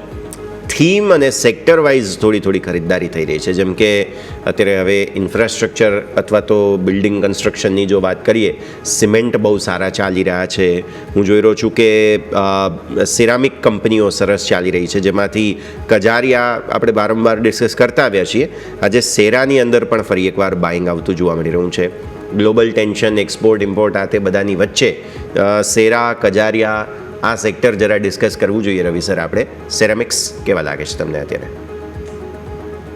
પ્લેસમેન્ટ સારું છે. આઈ થિંક કે જે મોમેન્ટમ જોવા મળ્યું છે એમાં પર્ટિક્યુલર રિયલ એસ્ટેટ અને રિયલ એસ્ટેટ બાદ જે આ કંપનીઓ સેનિટરીવેર કંપનીઓમાં જે સારી ખરીદારી જોવા મળી છે એ મારા હિસાબે કન્ટિન્યુ રહી શકે છે. અને ઘણું બધું સિરામિક ઇન્ડસ્ટ્રી છેલ્લા 2-3 વર્ષ ખરાબ કાઢ્યા છે. હવે એક્સપેક્ટેશન છે કે યુરોપ સાઇડથી જે ડિમાન્ડ છે રિસ્ટોર થશે અને સાથે સાથે એમનું એક્સપોર્ટ એક્ટિવિટીઝ એકવાર આ ટેરિફનું ટેન્ટ્રમ પૂરું થાય પછી અહીંયા થોડી સુધારા તરફી જશે. ઓલ ઓવર પ્લેસમેન્ટ સારું છે, સિચ્યુએશન ઇઝ નોર્મલ એન્ડ થોડું લો વોલ્યુમ સ્ટોક છે એટલે ડિલિવરી બેઝ છે લોકો બાઇંગ કરે છે એટલે લોકો ખરીદી કરે અને ઉપરની બાજુ જે ટાર્ગેટ છે 7,420 સુધીનો જોવા મળી શકે છે. મારા હિસાબે રિઝલ્ટ પણ સારા હતા. ગયા ક્વાર્ટરમાં સારા પરિણામો શેરે આપ્યા હતા. આ ક્વાર્ટરમાં ફોલો પરિણામો આપે તો તમને ઓલ ઓવર 7,400 અને સેકન્ડ 7,690 આ બે ટાર્ગેટ તમને આ જ ક્વાર્ટરમાં અચીવ થતા જોવા મળશે. તો મારા હિસાબે રિયલ એસ્ટેટની જે ડિમાન્ડ છે અને પર્ટિક્યુલર હવે જેવું ફેસ્ટિવિટીની નજીક જઈશું અને દિવાળીથી નજીક જઈશું એમ મીન્સ કે રિનોવેશન ડિમાન્ડ પણ આમને ઘણી સ્ટ્રોંગ રહેતી હોય છે. તો એ આધારિત મારા હિસાબે શેરામાં એક ક્વાર્ટર માટે 7690 સુધીનો ટાર્ગેટ માટે ખરીદી કરીને વેપાર કરવો જોઈએ. જી બિલકુલ. તો ઓવરઓલની આપણે વાત કરીએ સેરા સિરામિક કે જ્યાં તમારે ખાસ કેનીથી ફોકસ કરીશું. બીજું સ્ટોક સ્પેસિફિક નજર કરીએ તો સર HDFC બેંક એક વખત હું વાત કરવા માંગીશ કારણ કે આપણે જોઈએ તો બેંક નિફ્ટીમાં નો ડાઉટ આજે આપણને મજબૂતી આપનારા સ્ટોક જોવા મળી છે. ICICI બેંક છે, IndusInd bank, IDFC first bank, axis bank બધામાં મજબૂતી જોવા મળી છે. પરંતુ આજના ટોપ લૂઝર્સ નજર કરીએ તો HDFC બેંક જોવા મળી રહ્યો છે. ગઈકાલે આપણે છેલ્લા બે દિવસથી સ્ટોકમાં તેજી આવી અને ફરીથી 2000 ઉપરના લેવલ એટેમ્પ કરવાના પ્રયત્ન જોવા મળે. પરંતુ આજે જોઈએ ટોપ લૂઝર્સ સાથે ડે લો તરફ 2001 ઉપર એટલે કે 2000 તોડવાના પ્રયત્નો આપણને જોવા મળી રહ્યા છે. છેલ્લા 10 દિવસની સર આપણે ચાર્ટ પણ જોશું ડેલી કેન્ડલમાં તો આપણને ઉપરની તરફ જે હાઈ બને હતા 2026-27 આજુબાજુ અને નીચેની તરફ 1980. છેલ્લા 10-12 દિવસથી આ રેન્જની અંદર કન્સોલિડેશન પીરિયડમાં જતો રહ્યો છે સ્ટોક. તો સર આવા ટાઈમે જે શોર્ટ ટર્મ જે ઇન્વેસ્ટર હોય એ લોકો સર શું રણનીતિ અપનાવવી જોઈએ? હોલ્ડ કરવું જોઈએ હજુ પણ કે પછી અહીંયાથી બીજો કોઈ સ્ટોક હોય બેંક નિફ્ટીમાં કે જેમાં અહીંયાથી શિફ્ટ કરવું જોઈએ સર? પ્લેસમેન્ટ મેં જેમ કીધું કે રિઝલ્ટ પહેલા પ્લેસમેન્ટ આનું થોડું ટોપ પર છે, સાથે એના જ હિસાબે અહીંયા એક નફા રૂપી વેચવાની છે. અને સેકન્ડ મીન્સ કે આ એક ફેમિલી બની ચૂક્યું છે. ICICI બેંક, એક્સિસ, કોટક બે ચાલે બે નીચે હોય મીન્સ કે આમ જોઈએ તો પેલું હોય છે કે એક જ બાસ્કેટ હોય છે. એ બાસ્કેટમાં એક દિવસ HDFC બેંક, બીજે દિવસ આ એક્સપાયરીના દિવસે પણ આ બેંકો થી માર્કેટ ઉપર નીચે થાય છે. અને જે આપણે આગળ પણ એક ફંડ હાઉસ મીન્સ કે જે આ રિપોર્ટ એના ઉપર જો સેબીની એક્શન જોઈ તો આધારિત આ ક્લિયર કટ દેખાઈ રહ્યું છે કે એક્સપાયરીને દિવસે આ બધા સ્ટોક થોડા ફોકસમાં વધારે રહેતા હોય છે. તો એક અહીંયા ઇન્ડિકેશન છે. ઓલ ઓવર મારા હિસાબે અહીંયા થોડું ઇન્ડિકેશન એવું પણ સજેસ્ટ કરી રહ્યું છે કે થોડું પ્રાઇવેટ બેંકમાં જેમ મેં આગળ પણ જણાવ્યું ઓપનિંગ પહેલા આપણે જ્યારે વાત થઈ રહ્યા હતા કે પ્રાઇવેટ બેંકો સારા લેવલ પર છે. અહીંયા બહુ તો કન્સોલિડેશન થશે, બહુ વધારે અપસાઇડની મૂવ અહીંયાથી નથી દેખાઈ રહી. બેઝિક જે ફોકસ છે એ ફોકસ હવે PSU બેંક અને નાની બેંકોમાં છે. અધરવાઇઝ જોઈએ તો એક સેક્ટર પણ બઝિંગ છે, એનર્જી છે. જેમ પ્રાઇવેટ બેંકો ટોપ પર છે એમ આ વખતે એનર્જી સ્ટોક્સ બોટમ પર હતા including Tata Power, JSW Energy, Swan Energy. અહીંયા એક સારી એવી ડાઉન સાઇડ ઓલરેડી આવી ચૂકી છે. તો મારા હિસાબે સેક્ટરમાંથી થોડું ચર્ન કરો. FMCG સ્ટોક સ્લો પર છે. FMCG સેક્ટર છે પણ આમ જોઈએ તો ક્વાર્ટરમાં નીચે રહ્યું છે. તો જ્યાં જ્યાં પ્લેસમેન્ટ નેગેટિવ છે ત્યાં થોડું શોર્ટ ટર્મ માટે રિઝલ્ટ પહેલા ફોકસ કરવું જોઈએ. રિઝલ્ટ બાદ થોડી અહીંયા સ્ટેબિલિટી ફરીથી આવી શકે છે. ત્યાં સુધી હાઈ લેવલ પર થોડું રેઝિસ્ટન્સ પ્રાઇવેટ બેંકો ફેસ કરી શકે છે. ઓકે, સો વ્યૂ આ પ્રમાણે અહીંયાથી બનતો જોવા મળી રહ્યું છે. નજર રાખવાની રહેશે. આવો આગળ વધીએ. બીજા સ્ટોક્સ બેઝિકલી કે જેને ચર્ચા કરવી જોઈએ આજે શુગરમાંથી બલરામપુર ચીનીમાં થોડું એક્શન છે. સર ગ્લોબલ શુગર પ્રોડક્શન આ તે બધાની વચ્ચે બલરામપુર ચીનીમાં જે એક્શન છે કઈ રીતે જોવું જોઈએ? 2-2.5% ઉપર આજે ક્રૂડના પ્રાઇસ ઘણા રિસ્પેક્ટિવ લેવલ પર પાછા પહોંચી ગયા છે અને જ્યારે ક્રૂડ વધે છે ક્રૂડ અને સુગર સેક્ટરનું ઓવરઓલ કોરિલેશન ઘણું સારું બેસી ગયું છે. ક્રૂડના પ્રાઇસ જ્યારે ઉપર હોય છે ત્યારે ઇથેનોલની સ્ટ્રોંગ ડિમાન્ડ, સ્ટ્રોંગ બ્લેન્ડિંગના એક એક્સપેક્ટેશનના હિસાબે સુગર કંપનીઓ સારી કરતી હોય છે.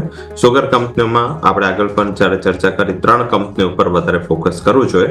ઇન ટર્મ્સ ઓફ ફંડામેન્ટલ અહીંયા બલરામપુર ચીની અને ત્રિવેણી એ પ્યોર સુગર અને ઇથેનોલ પ્લેમાં એક ઘણી સારી કંપનીઓ છે. અને ત્રીજી જે કંપની છે EID પેરી જે કોરોમંડલની પેરેન્ટ કંપની છે અને એનું કોરોમંડલનું જો સ્ટેક વેચે તો પણ શેર હોલ્ડરને સારું વળતર મળી જાય. તો આઈ થિંક એ પણ એક ક્લિયર ઇન્ડિકેશન છે કે જે સેફટીનું પણ એક ત્યાં ઇન્ડિકેશન મળે છે છે, મારા હિસાબે સુગરનો પોર્ટફોલિયો રાખવો જોઈએ.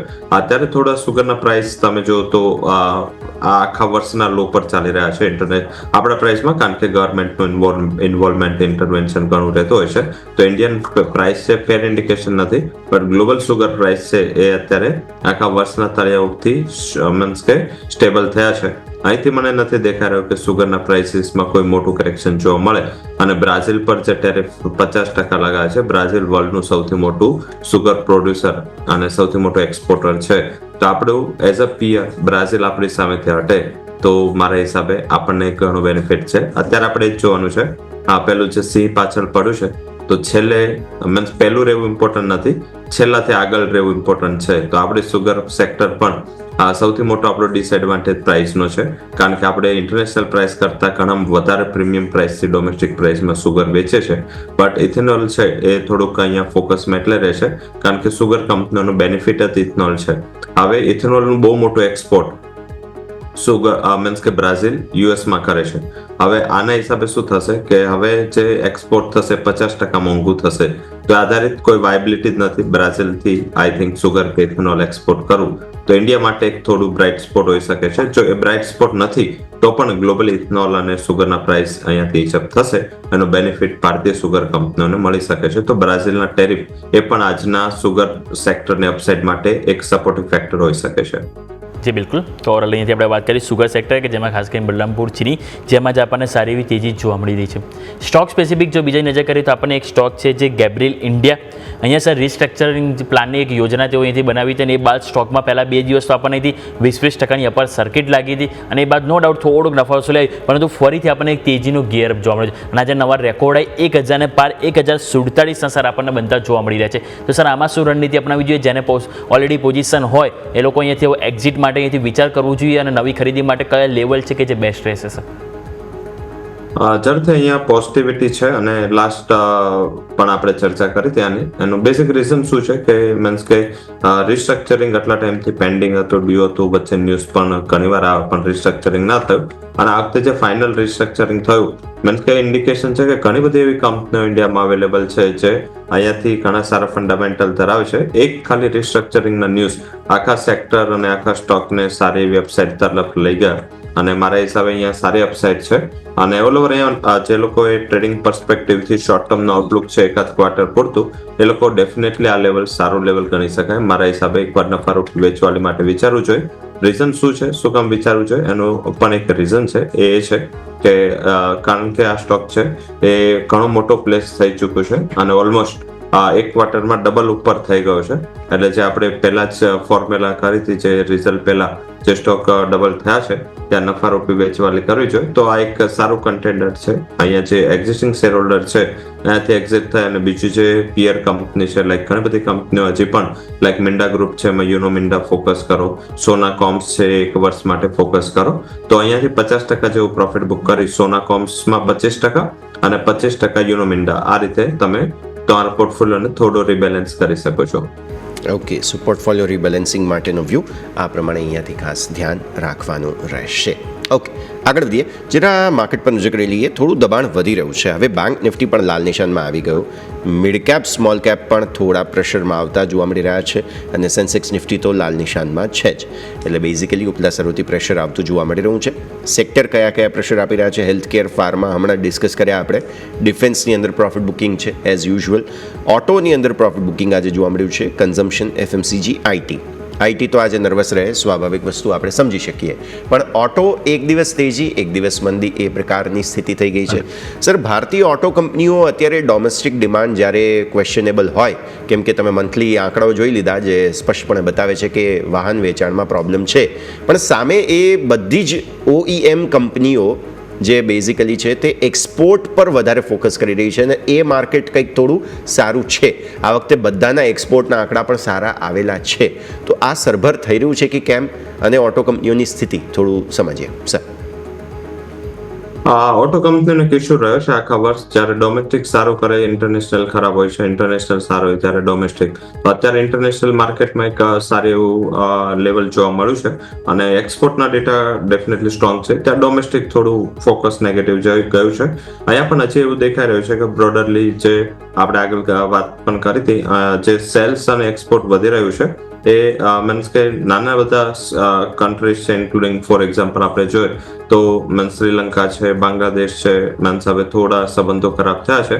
અધરવાઇઝ હિસ્ટોરિકલી નેપાલ છે, આફ્રિકન કન્ટ્રીઝ છે, કે હવે નાના નાના કન્ટ્રીઝ છે અને ઇન્ડિયાએ ટાર્ગેટ ચાલુ કર્યું છે. અત્યારે આપણે જોઈએ તો પ્રધાનમંત્રીજીનો પ્રવાસ પણ જોઈએ તો એમને જે ટાર્ગેટ કર્યું છે એ બધી નાની કન્ટ્રીઓને કર્યું છે. એટલે હવે આપણે જે કંપનીઓ છે એ માર્કેટમાં પેનિટ્રેટ કરવા માટે રેડી છે. અને ઇન્ડિયન ઓટોમાં પર્ટિક્યુલર ટુ વ્હીલર અને ટ્રેક્ટર્સ છે એ થોડા વર્લ્ડમાં કોમ્પિટિટિવ પ્રાઇસ પર આપણે પ્રોડ્યુસ કરીએ છીએ, કારણ કે આપણે હેવી વોલ્યુમ સાથે ઘણી બધી કંપનીઓના વર્લ્ડનું સૌથી મોટું પ્રોડક્શન ઇન્ડિયામાં ટુ વ્હીલર્સમાં ઇન્ક્લુડિંગ હોન્ડા છે, હીરો તો ડેફિનેટલી અહીંયા થવાનું, ટીવીએસ છે. હવે ટીવીએસ તો ઇન્ડિયાની બહાર પણ પ્રોડક્શનના પ્લાન ચાલુ કરી રહ્યું છે. તો આધારિત એવું દેખાઈ રહ્યું છે કે અહીંયા બે સેગમેન્ટ છે, ટુ વ્હીલર અને સાથે સાથે ટ્રેક્ટર અહીંયા ફોકસ કરો. થોડું આમાં ઇસ્યુ જે છે એ ઇસ્યુ એ છે કે જે મીન્સ કે પીવી છે, પેસેન્જર વ્હીકલ સેક્ટર છે, સીવી છે, એમાં થોડો ઇસ્યુ છે કે એક તો ગ્લોબલી કોમ્પિટિશન વધી રહ્યું છે, ડોમેસ્ટિક પણ ઘણી બ્રાન્ડ્સ ઇન્ડિયામાં આવી રહી છે. તો આધારિત અહીંયા થોડું પ્રાઇસ વાઇઝ કન્સોલિડેશન રહેશે. બટ લોંગ ટર્મમાં જવું હોય તો આપણી જે કેપેબિલિટી અને કેપેસિટી ડોમેસ્ટિક પ્લસ ગ્લોબલની છે એ મારા હિસાબે આ સેગમેન્ટમાં ટુ વ્હીલર અને ટ્રેક્ટર સેગમેન્ટમાં સ્ટ્રોંગ છે. એની સેલ્સ પણ ખાસા સ્ટેબલ રહેશે અને સાથે ગ્લોબલ ડિમાન્ડ પણ સ્ટ્રોંગ હોય છે. તો આધારિત આ બે સેક્ટર ઉપર ફોકસ કરવું જોઈએ. અહીંયા ઘણા બધા નાની કન્ટ્રીઝ આપણાથી હવે ઇમ્પોર્ટ કરશે અને એ સેગમેન્ટ છે ત્યાં પ્રાઇસ અને માર્જિન પણ કમ્પેરેટિવ સારા રહેતા હોય છે. તો અહીંયા વધારે ફોકસ કરવું જોઈએ. અને ત્રીજું થોડું આઈસર મોટર છે, અહીંયા ફોકસ એટલે કરો, એક તો ટુ વ્હીલરમાં પણ છે અને સાથે એનું પણ મીન્સ કે જે ગ્લોબલી બીજી બધી બ્રાન્ડ છે એના સામે પ્રાઇસીસ ઘણા ચીપર છે. તો આધારિત આ ત્રણ કંપની ઉપર મારા હિસાબે જે લોકો ઓટો કંપનીમાં પોર્ટફોલિયો બનાવે છે આ Mahindra and Mahindra, Eicher motor અને હીરો મોટોકોર્પ આના ઉપર બાઇંગ સાઇડ જઈ શકે છે. જી બિલકુલ. તો ઓવરઓલ અહીંથી આપણે વાત થઈ સેક્ટર સ્પેસિફિક, જેમાં ઓટો, જ્યાં ફોકસ કરીશું. બીજું આપણે નજર કરીએ આપણે અહીંથી સ્ટોક સ્પેસિફિક, તો એક કોલ ઇન્ડિયા સર તમારી પાસે લઈને આવવા માંગીશ.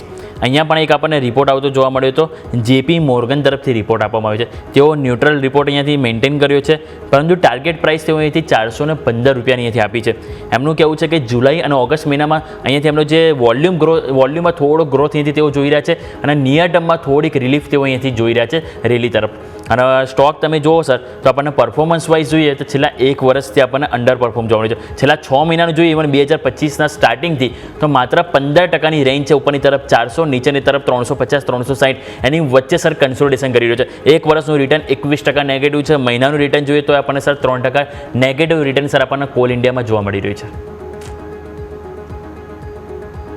તમારા જે આગળના કમેન્ટ્સ છે એ ઇન્ટરેસ્ટિંગ હતા, પણ એનાથી વધારે ઇન્ટરેસ્ટિંગ કમેન્ટ હતા કે તમે જે વાત કરી પ્લેસમેન્ટ કે કરેક્શન વધારે છે, લાઈક કે હાયર લેવલથી 21% કરેક્શન ઓલરેડી આવી ચૂક્યું છે, એટલે બેટર પ્લેસ છે. અધરવાઇઝ 415 નો ટાર્ગેટ અત્યારે 387 ચાલે છે, તો એક વર્ષનો 415 નો ટાર્ગેટ કોઈ બહુ મોટો ના ગણાય. આમ પણ તમે મીન્સ કે વોલ્યુમ ગ્રોથ તો એમને થઈ રહ્યો છે, બટ મીન્સ કે હવે જ્યારે ચોમાસું નજીક છે ને અત્યારે થોડું ચોમાસું આ થોડું સિવિયર છે, એટલે મીન્સ કે ઘણી બધી એવી માઇન્સ હશે જ્યાં એન્ટાયર ચોમાસામાં તમારે માઇનિંગ કરવું મુશ્કેલ હોતો હોય છે. તો હિસ્ટોરિકલી આ જે રનિંગ ક્વાર્ટર છે અને એના પછીનું ડિસેમ્બર સુધીનું જે ટાઈમ છે એ કોલ ઇન્ડિયા માટે ઓફટેક માટે બહુ ખરાબ ટાઈમ હોય છે.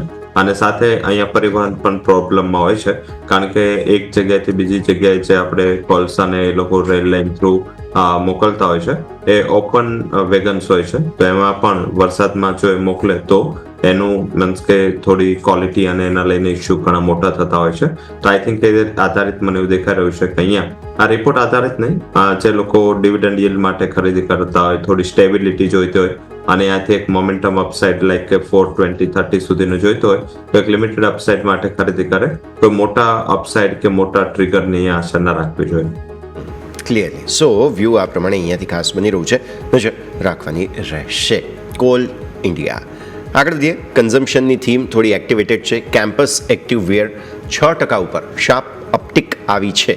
300નો મહત્ત્વનું લેવલ છે કે જેને અપ્રોચ કરી રહ્યો છે સ્ટોક ધીરે ધીરે. ફંડામેન્ટલ્સ આપણે રેગ્યુલર ચર્ચા કરી ચૂક્યા છીએ, કન્ઝમ્પશન બરાબર આ તે બધી પરિસ્થિતિ ત્યાં સુધી કે મારા પગમાં પણ કેમ્પસ હતા અને ઇનફેક્ટ છે, પણ હું રેગ્યુલર પહેરતો નથી. સો એક વખત ડિસ્કસ કરી લઈએ સર, 300નું લેવલ કેટલું મહત્ત્વનું? ઝડપથી આઈ થિંક અમે તો બહુ મોટી આશા અમારી એવી હતી કે તારા પગમાં જે બ્રાન્ડ છે એ કેમ્પસ કરતા બહુ મોટી હશે. આ તો તમે કેમ્પસને પ્રમોટ કરી નહીં, રહ્યા છો. Vocal for local sir.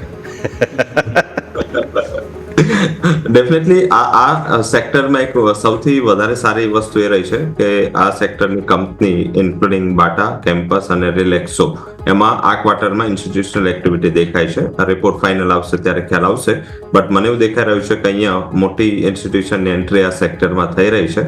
Particular તમે જોશો રિલેક્સોમાં એક બહુ મોટી સારી બાઇંગ રહી, અને મીન્સ કે જ્યારે બલ્ક ડીલથી એન્ટ્રી થઈ ત્યારે તો નામ આવી ગયા હતા, તો એક સ્ટ્રોંગ હેન્ડની એન્ટ્રી છે. અને આઈ થિંક મને એવું દેખાઈ રહ્યું છે સેક્ટર આખું બઝિંગ છે અને અહીંયા થોડી ખરીદી માટે મીન્સ કે પ્રેફરન્સ આપવો જોઈએ. સેકન્ડ કે ફેસ્ટિવિટી નજીક હોય છે ત્યારે સ્કીમ સેલ્સ આમનું ઘણું સ્ટ્રોંગ જતું હોય છે. અને બાટા પણ મીન્સ કે ઘણું રીબ્રાન્ડિંગ પછી એક સારા લેવલ પર છે. કેમ્પસ બ્રાન્ડ વાઇઝ બહુ સ્ટ્રોંગ બ્રાન્ડ છે. આઈ થિંક થોડું મેનેજમેન્ટમાં મીન્સ કે કારણ કે કંપની રિસેન્ટલી લિસ્ટેડ કંપની છે 2022માં, એને બહુ ઓછી જર્ની વર્સિસ પિયર આસમાં આપી છે. જે લોકો મીન્સ કે બ્રાન્ડિંગ વાઇઝ જોતા હોય, મને એવું દેખાઈ રહ્યું છે જે રીતે એમનું બ્રાન્ડ પોઝિશનિંગ છે આગળ જતા ઇન્ડિયાની એક આ ટોપ ઓફ બ્રાન્ડ હશે. બાટાને બહુ મોટું કોમ્પિટિશન જો આપી શકે તો બ્રાન્ડ વાઇઝ મને કેમ્પસ દેખાઈ રહી છે, એમની જે ક્વોલિટી છે, એમની જે પ્રોડક્ટ છે. અને આઈ થિંક આઈપીઓ પછી મીન્સ કે સેલ્સમાં પણ ઉત્તરોત્તર એનો સારો જ સુધારો થયો છે. તો કેમ્પસ પહેલી પીક રહેશે. કમ્પેરેટિવ પ્લેસમેન્ટ સારું છે, અત્યારે ઉછળ્યો છે છતાં ખરીદી કરી શકાય છે. 357નો ઇમિડિયેટ ટાર્ગેટ રહેશે. જો આ લેવલ બ્રેક થશે ઓલ ઓવર 410, 420 સુધીના લેવલ પણ એક્સટેન્ડ થઈ શકે છે. એક મલ્ટીબેગર સ્ટોક છે, માઇન્ડમાં રાખો. અને બ્રાન્ડ વાઇઝ સારું દેખાઈ રહ્યું છે. અને શોર્ટ ટર્મ માટે જવું હોય તો બાટા પણ બેટર પ્લેસ સ્ટોક દેખાઈ રહ્યો છે. થોડું મીન્સ કે માઇન્ડમાં એક શોર્ટ ટર્મનો આઉટલુક રાખો ટીલ રિઝલ્ટ. અહીંયા ખરીદી કરો કરંટ માર્કેટ પ્રાઇસ છે, અને ઉપરની બાજુ ટાર્ગેટ 1377, અહીંયાથી 110 રૂપિયા સુધી તેજી જોવા મળી શકે છે.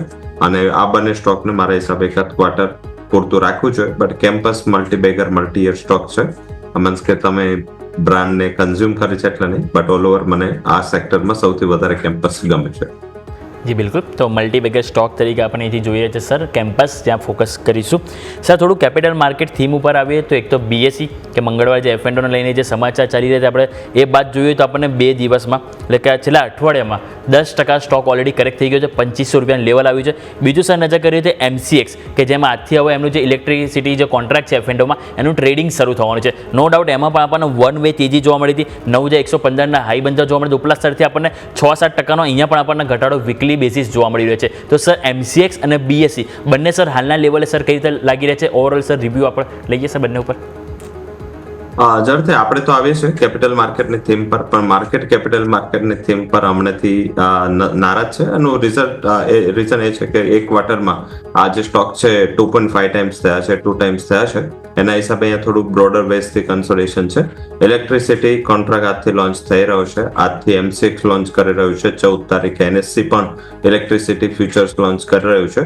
તો એના ઉપર ટોટલ માર્કેટનું ફોકસ છે. અત્યારે મીન્સ કે આઈએક્સ છે એ મીન્સ કે ઇન્ડિયાનું સૌથી મોટું ડેરિવેટિવ વોલ્યુમમાં, મીન્સ એ ડાયરેક્ટ ડેરિવેટિવ નથી, એ ઓફ ડેરિવેટિવ છે, બટ ડેરિવેટિવ માર્કેટની જેવું પ્લેટફોર્મ છે એનું. તો એ સૌથી મોટું 90% ઉપરનું માર્કેટ શેર છે. એના ઉપરાંત બે બીજા એક્સચેન્જ છે, એક એનએસસી ઓન છે ને એક અધર. તો એ રીતે 3 અત્યાર સુધી જે સ્પોટ એક્સચેન્જ છે. હવે જે આ ફ્યુચર એક્સચેન્જ છે જે એમસીએક્સ અને એનએસસી બંને ઇલેક્ટ્રિસિટી ફ્યુચર લાવી રહ્યું છે, મારા હિસાબે એમસીએક્સ કારણ કે કોમોડિટી માર્કેટનું મહારથ છે અને કોમોડિટી તરીકે સેબી અપ્રુવલ આપી છે. તો આઈ થિંક એના હિસાબે મીન્સ નેચરલ ગેસ જેમ ક્રૂડ જ્યારે વાયદા આવે ત્યારે માર્કેટને એવું હતું કે સક્સેસ નહીં જાય, પણ આ લોવર અહીંયા એક સક્સેસ જવાની આશા છે. હાલાકી અહીંયા B2B ઉપર વધારે ફોકસ કરી રહ્યું છે અત્યારે એમસીએક્સ એનએસસી બંને, કારણ કે B2B સેગમેન્ટ જ અહીંયા વધારે વર્ક કરી શકે. અધરવાઇઝ પાવરમાં જે ફંડામેન્ટલ્સ છે, મીન્સ કે કરબન મેં હમણાં જ્યારે એમસીએક્સ છે આખા પેલી જે મીટ કરી એમના બ્રોકર્સ મીટ સાથે એનએસસી બ્રોકર્સ મીટ કરી, એ મીટમાં મેં પાર્ટિસિપેટ કર્યું હતું. ફેક્ટર્સ બહુ બધા હોય છે જે કદાચ જનરલ ક્લાયન્ટ્સ જનરલ પબ્લિકને ઓછા સમજ આવે એવા ફેક્ટર્સ પણ છે જે ઇલેક્ટ્રિસિટીના પ્રાઇસને અપડાઉન મૂવ કરી શકે. તો આવશે, એમનું પણ ટ્રેક્શન આવશે. જેમ નેચરલ ગેસ છે એમ આમાં પણ ઇલેક્ટ્રિસિટીમાં પણ માર્કેટમાં ટ્રેક્શન આવશે. બટ અત્યારે ટ્રેક્શન પહેલા મુવમેન્ટ ઘણી સ્ટ્રોંગ આવી ગઈ છે. તો મારા હિસાબે અહીંયા જો તમારે ફોકસ કરવું હોય તો એએમસી ઉપર વધારે ફોકસ કરો. એનું રીઝન ક્લિયર કટ છે કે સેબીએ જે હમણાં ડેટા આપ્યો છે કે 90% થી વધારે લોકો ડેરિવેટિવમાં લોસ કરે છે અને આ ઉપરાંત જે ડેરિવેટિવનો લોસ છે એ ગયા વર્ષ કરતા 30,000 કરોડથી વધુ છે. તો આધારિત માર્કેટ અત્યારે ફિયરફુલ છે કે કદાચ સેબી સાઇડથી ટાઇટનિંગ થશે. સેબી હાલાકી થોડું ડિનાય કર્યું છે બટ ટાઇટનિંગ થવાના અસર દેખાઈ રહ્યા છે. તો આધારિત મને એવું દેખાઈ રહ્યું છે કે જે માર્કેટનું ફોકસ છે એ અસેટ મેનેજમેન્ટ કંપની ઉપર વધુ જશે. કારણ કે તમે આ વખતેના જે મ્યુચ્યુઅલ ફંડના ડેટા જો તો ડેરિવેટિવમાં વોલ્યુમ ઘટાશે અને સામે મ્યુચ્યુઅલ ફંડનો ફ્લો ફરીથી સુધર્યો છે. તો આધારિત તમે અહીંયા એએમસી કંપનીમાં ફોકસ કરો. પહેલી પ્રાયોરિટી આપવી હોય તો યુટીઆઈએમસી વેલ્યુએશન વાઇઝ સૌથી સસ્તી એએમસી છે અને અહીંયા ફોકસ કરો. અને સેકન્ડ પ્રાયોરિટી આપવી હોય તો મારા હિસાબે અહીંયા ફોકસ કરવાનું છે એચડીએફસી એમસી પર. સાથે આઈસીસી પ્રુડેન્શિયલ એમસી નો પણ આઈપીઓ આવી રહ્યો છે. તો આધારિત મને એવું દેખાઈ રહ્યું છે કે જો તમારે કેપિટલ માર્કેટ થીમ પ્લે કરવી હોય તો અસેટ મેનેજમેન્ટ કંપની ઉપર હાલના લેવલે ખરીદારી કરવી જોઈએ.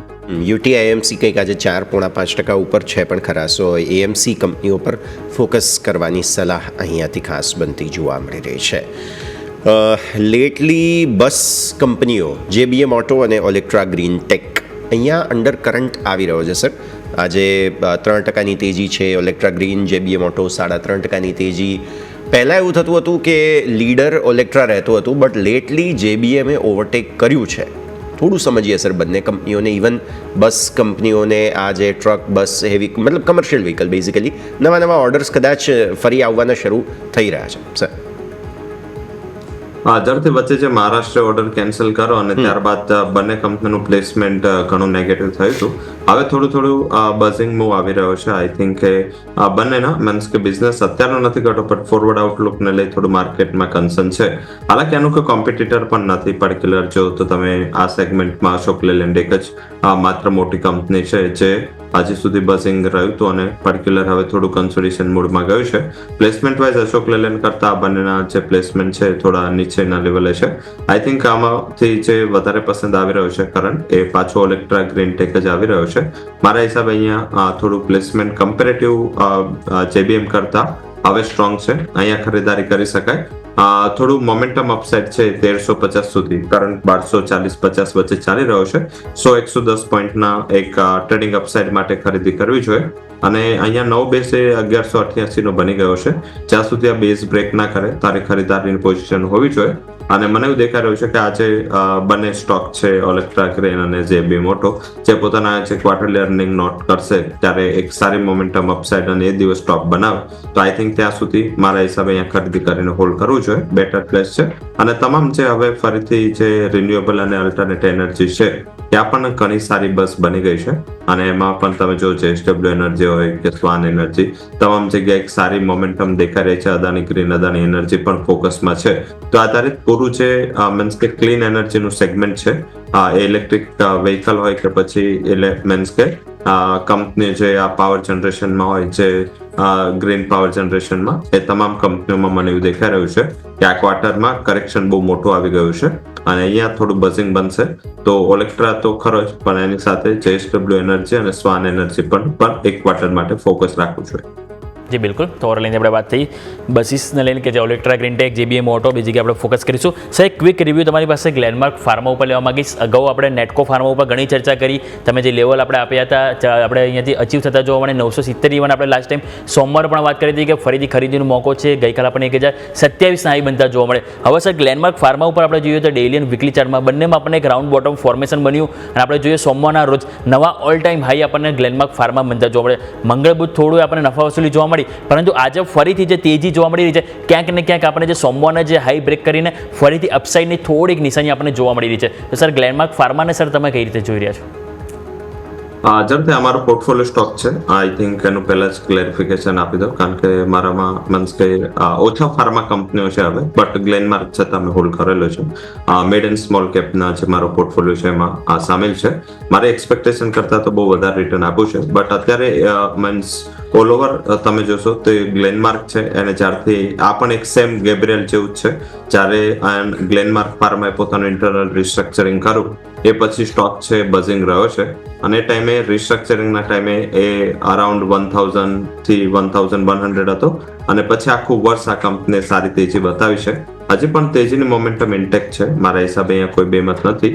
સાથે થોડું અમને યુએસ ફાર્મા કંપનીઓને યુએસના ટેરિફને લઈને જે યુએસ બેઝ અને યુએસ ડોમિનન્સ વાળી ફાર્મા કંપનીઓમાંથી થોડું જે પ્રેશર છે એ લાઈક તમે જે નાટકો પોઈન્ટ આઉટ કરો, ગ્લેનમાર્ક પોઈન્ટ આઉટ કરો એના ઉપર છે. સાથે ઓન્કોલોજીની ડિમાન્ડ બહુ સ્ટ્રોંગ છે. ઓન્કોલોજી ધીરે ધીરે જે રીતે કેન્સરના પગપેસારો ઇન્ડિયામાં છે અને પેશન્ટ વધી રહ્યા છે એ આધારિત ઓન્કોલોજી આસપાસની જે કંપની છે એમાં સૌથી હાઈએસ્ટ માર્કેટ શેર ગ્લેનમાર્ક અને નાટકોનો છે, અને આના હિસાબે અહીંયા બઝિંગ છે. મીન્સ કે આમ નેગેટિવ ગણી શકાય, બટ અહીંયા બઝિંગ છે અને અહીંયા કમ્પેરેટિવ તેજી સારી દેખાઈ રહી છે. મારા હિસાબે હોલ્ડ કરવું જોઈએ. ઓલ ઓવર મારો જે ટાર્ગેટ છે 2040 નો છે, એ આસપાસ નફો બાંધવો જોઈએ. જી બિલકુલ, તો 2040 સુધીના આપણા અપસાઇડ જોવા મળી શકે છે. ગ્લેનમાર્ક ફાર્મા ફોકસ કરીશું, પરંતુ સર આ સાથે સમય રજા લેવાનો આપના તરફથી ડિસ્ક્લેમર. જે પણ સ્ટોક સેક્ટર માર્કેટ ઇન્ડેક્સ વિશે ચર્ચા થઈ છે ત્યાં પર્સનલ કોઈ પોઝિશન નથી. કંપનીના ક્લાયન્ટ્સ અને કંપનીના અકાઉન્ટ્સમાં આ પોઝિશન હોઈ શકે છે. કોઈ પણ પોઝિશન લેતા પહેલા ફાઇનાન્શિયલ એડવાઇઝર સાથે કન્સલ્ટેશન કરવું જરૂરી છે. અને ગુરુ પૂર્ણિમાના દિવસે શોમાં બોલાવવા બદલ ખૂબ ખૂબ આભાર. Thank you sir. ખૂબ ખૂબ આભાર આપનો પણ અમારા સાથે જોડાવા માટે અને આ સમગ્ર ચર્ચામાં ભાગ લેવા માટે થઈને. તો ભારતીય માર્કેટ્સ થોડું દબાણ જરૂર બતાવી રહ્યા છે. ઓપન ઇન્ટરેસ્ટનો ડેટા યોમિક એવું કહે છે કે 25,500 પર 4 કરોડ કોલ છે. 3.87 કરોડ કોલ, બહુ મોટી ગ્રીપ પકડી છે. 1.3 કરોડ પુટ. પછી સમગ્ર ઓપન ઇન્ટરેસ્ટમાં ક્યાંય આપણને પુટ જોવા નથી મળી રહ્યા. ઇવન દૂર 25,000 પર 1.2 કરોડ કોલ, 25,400 પર પુટ 1 કરોડ પુટ, અને 25,400 પર 1.88 કરોડ પુટ. એટલે બેઝિકલી કોલ રાઇટર્સ અત્યારે ગ્રીપ પકડી રહ્યા છે. સમગ્ર સપ્તાહ ગ્રીપ પકડેલી હતી, અને હવે જો 25,400 ભૂલે ચૂકે આપણે તોડીએ છીએ તો પછી ડાઉનવર્ડ એક રિસ્ક ઓપન થઈ રહ્યું છે. આ હાલની સ્થિતિ. આ સાથે જ આ કાર્યક્રમમાં હાલ બસ આટલું જ. મને અને યોમિકને આપશે રજા. આગળના અપડેટ્સ માટે આપ જોતા રહો ન્યૂઝ કેપિટલ ગુજરાત.